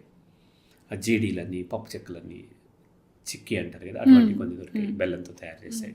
ఇప్పుడైతే బెల్లం కూడా షుగర్తో తయారవుతుంది, అది వేరే విషయం. ఇక కూల్ డ్రింక్స్ అంటే దేవతలు తాగుతారు, అంత ఇదిగా ఉండేది. ఇప్పుడు పిల్లలకి కూల్ డ్రింక్స్ ఉన్నాయి, కోకోకోలాలు ఉన్నాయి, చాక్లెట్స్, పెద్ద పెద్ద చాక్లెట్స్, నాక్కుంటా తినాలని రకరకాల అడ్వర్టైజ్మెంట్స్, వాటితో విపరీతంగా కార్బోహైడ్రేట్స్ వాళ్ళు కన్జ్యూమ్ చేస్తున్నారు. నాతో పోలిస్తే 10 to 20 టైమ్స్ ఎక్కువ కార్బోహైడ్రేట్స్. నా ఏజ్లో ఉన్న పిల్లలు చిన్నప్పుడు 6 years నేను తిరిగిన దాంట్లో 10% కూడా వాళ్ళు ఫిజికల్ యాక్టివిటీ లేదు. ఈ ఎక్సెస్ ఎనర్జీ అంతా ఎక్కడికి పోవాలి? అయితే ఒబేస్ అవ్వాలి, లేదంటే ఎనర్జీ కింద మారుతుంది, లేదంటే డయాబెటిక్ అయి చనిపోవాలి. పిల్లలు డయాబెటిక్ కారు, ఒబేస్ అవ్వట్లేదు, మరి ఎనర్జీ ఎక్కడికి పోతుంది? హైపర్ కదా. ఎనర్జీని మనం ఏమంటాము, అది వెళ్ళిపోతుంది, ఎక్కడికి పోతుంది? మనం ఫిజిక్స్లో ఒకటి చదువుకున్నాం చిన్నప్పుడు, ఎనర్జీని మనం క్రియేట్ చేయలేము, ఎనర్జీని డిస్ట్రాయ్ చేయలేము. ఒక చాక్లెట్లో ఎంత ఎనర్జీ ఉంది, ఆ ఎనర్జీ మామూలు ఫుడ్ తీసుకుంటేనే వాళ్ళు 24 hours తీసుకునే ఫుడ్కి 36 hours ఆడుకున్నా అది సరిపోదు, అంత ఎనర్జీ ఉంటుంది పిల్లల్లో. ఇటువంటి జంక్ ఫుడ్ అంతా తింటున్నారు. ఒక ఏనుగుకు ఒక రోజు సరిపడా ఫుడ్ని మనం చిన్న కిట్కి 6 సంవత్సరాలకి ఇచ్చేస్తున్నాం. ఫిజికల్ యాక్టివిటీ లేదు, అప్పుడు బ్రెయిన్ని హైపర్ చేస్తుంది, బాడీ హైపర్ అవుతుంది. హైపర్ అయ్యి వాళ్ళు సఫర్ అవుతున్నారు. అమ్మాయి సోఫాలో కదులుతూ ఉంటుంది, వీళ్ళేమో క్యారెక్టర్లెస్నెస్ అంటారు, కుదురుగా లేదు అమ్మాయి, సఫర్ అవుతుంది అమ్మాయి. ఆ పిల్లలు సఫర్ అవుతుంది, గట్టిగా అరుస్తూ ఉంటారు, గట్టిగా గట్టిగా కొడుతూ ఉంటారు, పరిగెడుతూ ఉంటారు, దాన్ని ఎరగొట్టేస్తారు. ఇదంతా వాళ్ళు సఫర్ అవుతున్నారు. ఇది తెలుసుకోకుండా డాక్టర్ దగ్గరికి వెళ్ళి ఆ సైకియాట్రిక్ డ్రగ్స్ ఇస్తారు, మత్తు మందులు ఇస్తారు. వాళ్ళు మత్తుగా పడి ఉంటే ఆ మందులు పనిచేస్తున్నాయి అనుకుంటారు. ఇక ఆ మందులకు బాడీ అడిక్ట్ అవుతుంది. మందులు మానేస్తే ఇంకా హైపర్ అయిపోతారు, మళ్ళీ మందులు ఇస్తారు. అలా వాళ్ళని ఒబేస్ చేసేస్తారు, జీవితం మొత్తం నాశనం చేస్తూ ఉంటారు. పేరెంట్స్కి అవేర్నెస్ కావాలి, దీనికి కంప్లీట్ కౌన్సిలింగ్ నా దగ్గర ఉంటుంది. పేరెంట్స్కి ఇస్తాను, పిల్లలకి ఉండదు. పిల్లలకి థెరపీ ఉంటుంది వేరే. పేరెంట్స్కి అవేర్నెస్, నాకు తెలుసు సార్, ఆటిజం తెలుసు సార్, ఆటిజం ఉన్న వాళ్ళు ఇట్లా ఉంటారు, ఇట్లా ఉంటారు కాదు, ఎందుకు ఆటిజం వచ్చింది, ఏం పొరపాటు జరుగుతుందో తెలుసుకోవాలి. హైలీ ఎడ్యుకేటెడ్ పీపుల్ కూడా అవేర్నెస్ లేదు. లేక డాక్టర్ దగ్గర తీసుకుపోతారు, వాళ్ళు టాలెంట్ చూపిస్తూ ఉంటారు. థెరపిస్టులు వాళ్ళు అంతే, బెదిరించి థెరపీ ఇస్తూ ఉంటారు. ఇట్లా వాళ్ళకే తెలియదు. ఫస్ట్ ఆఫ్ ఆల్ ఏదైనా ఒక సమస్య వస్తే ప్రతి ఒక్కళ్ళు దాన్ని క్యాష్ చేసుకోవాలనుకుంటారు, రైట్? థెరపిస్టులు వచ్చేస్తారు, వాళ్ళ పిల్లలకే వాళ్ళు థెరపీ ఇవ్వలేరు, అందరికీ థెరపీ ఇస్తూ ఉంటారు, వాళ్ళు థెరపీ సెంటర్ పెట్టేస్తూ ఉంటారు. అలాగే డాక్టర్లు అంతే, వాళ్ళు ఎవరు వచ్చినా ఆ మందులు క్లోనోజెఫామ్, ఫ్లోయాక్సిన్ ఇవన్నీ రాసి పడేస్తుంటారు. సరే, ఇలాంటి మేజర్ ప్రాబ్లం అనే కాదు, పేరెంటింగ్ అనేది ఎంత ఇంపార్టెంట్ అంటే మీలాంటి సైకాలజిస్టులు ఎవరైనా అప్రోచ్ అవ్వడం వల్ల యూజ్ ఏంటి? పేరెంటింగ్ ఒకటే ఇంపార్టెంట్ కదా, మీకు అంతకంటే ఇంపార్టెంట్ ఏముంటుంది? మనం ఇంత కష్టపడేది పిల్లల కోసమే కదా, అంత అమెరికా వెళ్ళేది మన పిల్లల కోసమే, మన పగలు రాత్రులు నైట్ డ్యూటీలు ఇవన్నీ చేసేది పిల్లల కోసమే కదా.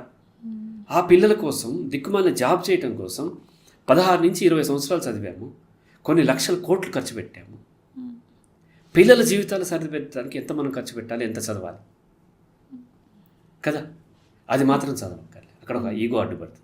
పిల్లలు పెంచడం కూడా ఈ రోజుల్లో నేర్పుతున్నారంట, ఎంత విడ్డూరం అయిపోయింది ఈ సమాజం అంటూ ఉంటారు పెద్దవాళ్ళు. నేర్చుకోవాల్సిందే అదే. నీకు జాబ్ లేకపోయినా పర్లేదు, పేరెంటింగ్ నేర్చుకో. ఎందుకంటే డబ్బు లేకపోయినా పర్లేదు, పేరెంటింగ్ ఉంటే నీ పిల్లల్ని బ్రహ్మాండంగా తయారు చేయగలుగుతావు. బ్రహ్మాండంగా తయారు చేయడం బాగా డబ్బు సంపాదించేవాడని కాదు, ధైర్యంగా, సెల్ఫ్ సఫిషియెంట్గా, కరేజ్తో హై సెల్ఫ్ ఎస్టీమ్ పెంచగలుగుతావు. కాబట్టి పేరెంటింగ్ కోసం ఎంత టైం స్పెండ్ చేసినా తప్పు లేదు, ఎంత డబ్బు స్పెండ్ చేసినా తప్పు లేదు. నేను ఇప్పుడు ఎక్కువ పేరెంటింగ్ కౌన్సిలింగ్ ప్రోగ్రామ్స్ కూడా ఎక్కువ ఇవ్వట్లేదు, నాకు టైం సరిపోక. సో కొంతమంది అడిగిన వాళ్ళకి చాలా తక్కువ మందికి ఇస్తూ ఉంటాను. అంతెందుకు ఇంతెందుకు అని బేరం ఆడుతుంటారు. దాని విలువ వాళ్ళకి తెలియక అంత ఖర్చు పెట్టడం పేరెంటింగ్కి ఇంత, పిల్లలకి తీసుకొచ్చి వాళ్ళకి కౌన్సిలింగ్ ఇవ్వమంటారు. నేను 18 years లోపు కౌన్సిలింగ్ ఇవ్వను, ఇచ్చిన పని చేయదు. పిల్లల్లో ఏ తప్పైనా పేరెంట్స్దే తప్పు, పేరెంట్స్లోనే మార్పు రావాలి. చాలామంది ఏంటంటే పేరెంట్స్ డబ్బులు ఇచ్చేవాళ్ళు కదా, ఆ పిల్లల్ని తీసుకొస్తే ఈ పిల్లల్ని చూసావా అమ్మా నాన్న ఎంత కష్టపడుతున్నారు, వాళ్ళ మాట వినాలి నువ్వు, మంచిగా చదువుకోకుండా. ఎందుకంటే వాళ్ళకి సపోర్ట్గా చెప్తే వాళ్ళు మళ్ళీ తీసుకొస్తారు. నేను అట్లా చెప్పను, మీదే తప్పు, పిల్లలది ఏ తప్పు లేదు. మీరు నా దగ్గర తీసుకురాకపోయినా పర్లేదు, ఇంకో దగ్గర తీసుకుపోండి, కాదనట్లేదు. కానీ తప్పు మీ వల్లే పిల్లలు ఇలా అయ్యారు. ఫస్ట్ మీరు మారాలి, మీరు మారకుండా పిల్లలు మారరు. నా పిల్లలు కౌన్సిలింగ్ ఇవ్వండి, కౌన్సిలింగ్ 8 years బాబుకు కూడా కౌన్సిలింగ్ మంది వేస్తారు. నేను ఎందుకు రేట్ ఎక్కువ పెడతానంటే ఇటువంటి అన్నీ ఫిల్టర్ అయిపోతాయి. పేరెంట్స్ కౌన్సిలింగ్ తీసుకోవాలి, పేరెంటింగ్ అర్థం చేసుకోవాలి. ఈవెన్ ఇప్పుడు నేను ఈరోజు వెన్స్డే నిన్న మార్నింగ్ ఇచ్చినటువంటి క్లయింట్ అమెరికాలో ఉంటారు. వాళ్ళ పిల్లలిద్దరికి, ఒక అతనికి డిప్రెషన్ ఉంది, 16 years అమ్మాయికి ఓసిడి ఉంది. ఆ పిల్లలకి ఎంత ఇవ్వమన్నా నేను అపాయింట్మెంట్ ఇవ్వలేదు. వాళ్ళు తిట్టుకున్నారు, వాళ్ళ మదర్ కోపం వచ్చింది, అన్నీ చేసింది, అయినా ఇవ్వలేదు. అక్కడ అమెరికా వెళ్ళిన తర్వాత మొత్తం వివరించి వాళ్ళ ఫాదర్కి 2 నెలల పాటు నేను కౌన్సిలింగ్ ఇచ్చాను. ఆ ఫాదర్కి మొత్తం అర్థమైతే ఇప్పుడు ఆ పిల్లలకి మూల కారణం ఏంటో తెలుస్తుంది, తను హ్యాండిల్ చేయగలుగుతాడు, అవసరమైతే కౌన్సిలింగ్ కూడా తను ఇవ్వగలుగుతాడు, కౌన్సిలర్ హెల్ప్ కూడా తీసుకోగలుగుతాడు. ఫస్ట్ వాళ్ళల్లో మార్పు రావాలి, పేరెంట్స్లో మార్పు రావాలి. పేరెంట్స్లో మారకుండా పిల్లల్లో మార్పు రాదు. కాబట్టి పేరెంటింగ్ అనేది అన్నిటికంటే ఇంపార్టెంట్. అనేక సమస్యలు రేపొద్దున కొన్ని కోట్ల రూపాయలు ఖర్చు పెట్టినా ఇందులో నుంచి బయటకు రాలేరు. అటువంటి సమస్యల్ని ముందే ప్రివెంట్ చేయగలుగుతారు. కాబట్టి ప్రతి పేరెంట్ కూడా పెళ్ళి కాకముందే నేను కౌన్సిలింగ్ తీసుకోమంటాను. పెళ్ళి కాకముందే కౌన్సిలింగ్ తీసుకోండి, ఎలా ఉంటుందనేది పిల్లలు ప్లాన్ చేసుకోండి. పెళ్ళి అయిపోయిన వెంటనే ఫటాఫట పిల్లల్ని కనిపెట్టేస్తూ ఉంటారు. ఎప్పుడు కనాలి, ఎప్పుడు మొదలు పెడితే ఎప్పుడు పుడతారు, ఎప్పుడు కన్సీవ్ అయితే ఏ సీజన్లో పుడతారు, మిడ్ సమ్మర్లో అంటూ ఉంటారు, చాలా కష్టం అవుతూ ఉంటుంది. ఏ వర్షాకాలంలో పుడితే ఎటువంటివి వస్తాయి, ఇవన్నీ స్టడీ చేయాలి. ప్రెగ్నెంట్ అయినప్పుడు ఆమెకి ఏమి ఇష్యూస్ ఉంటాయి, ఎప్పుడు ఫోలిక్ యాసిడ్ మొదలు పెట్టాలి.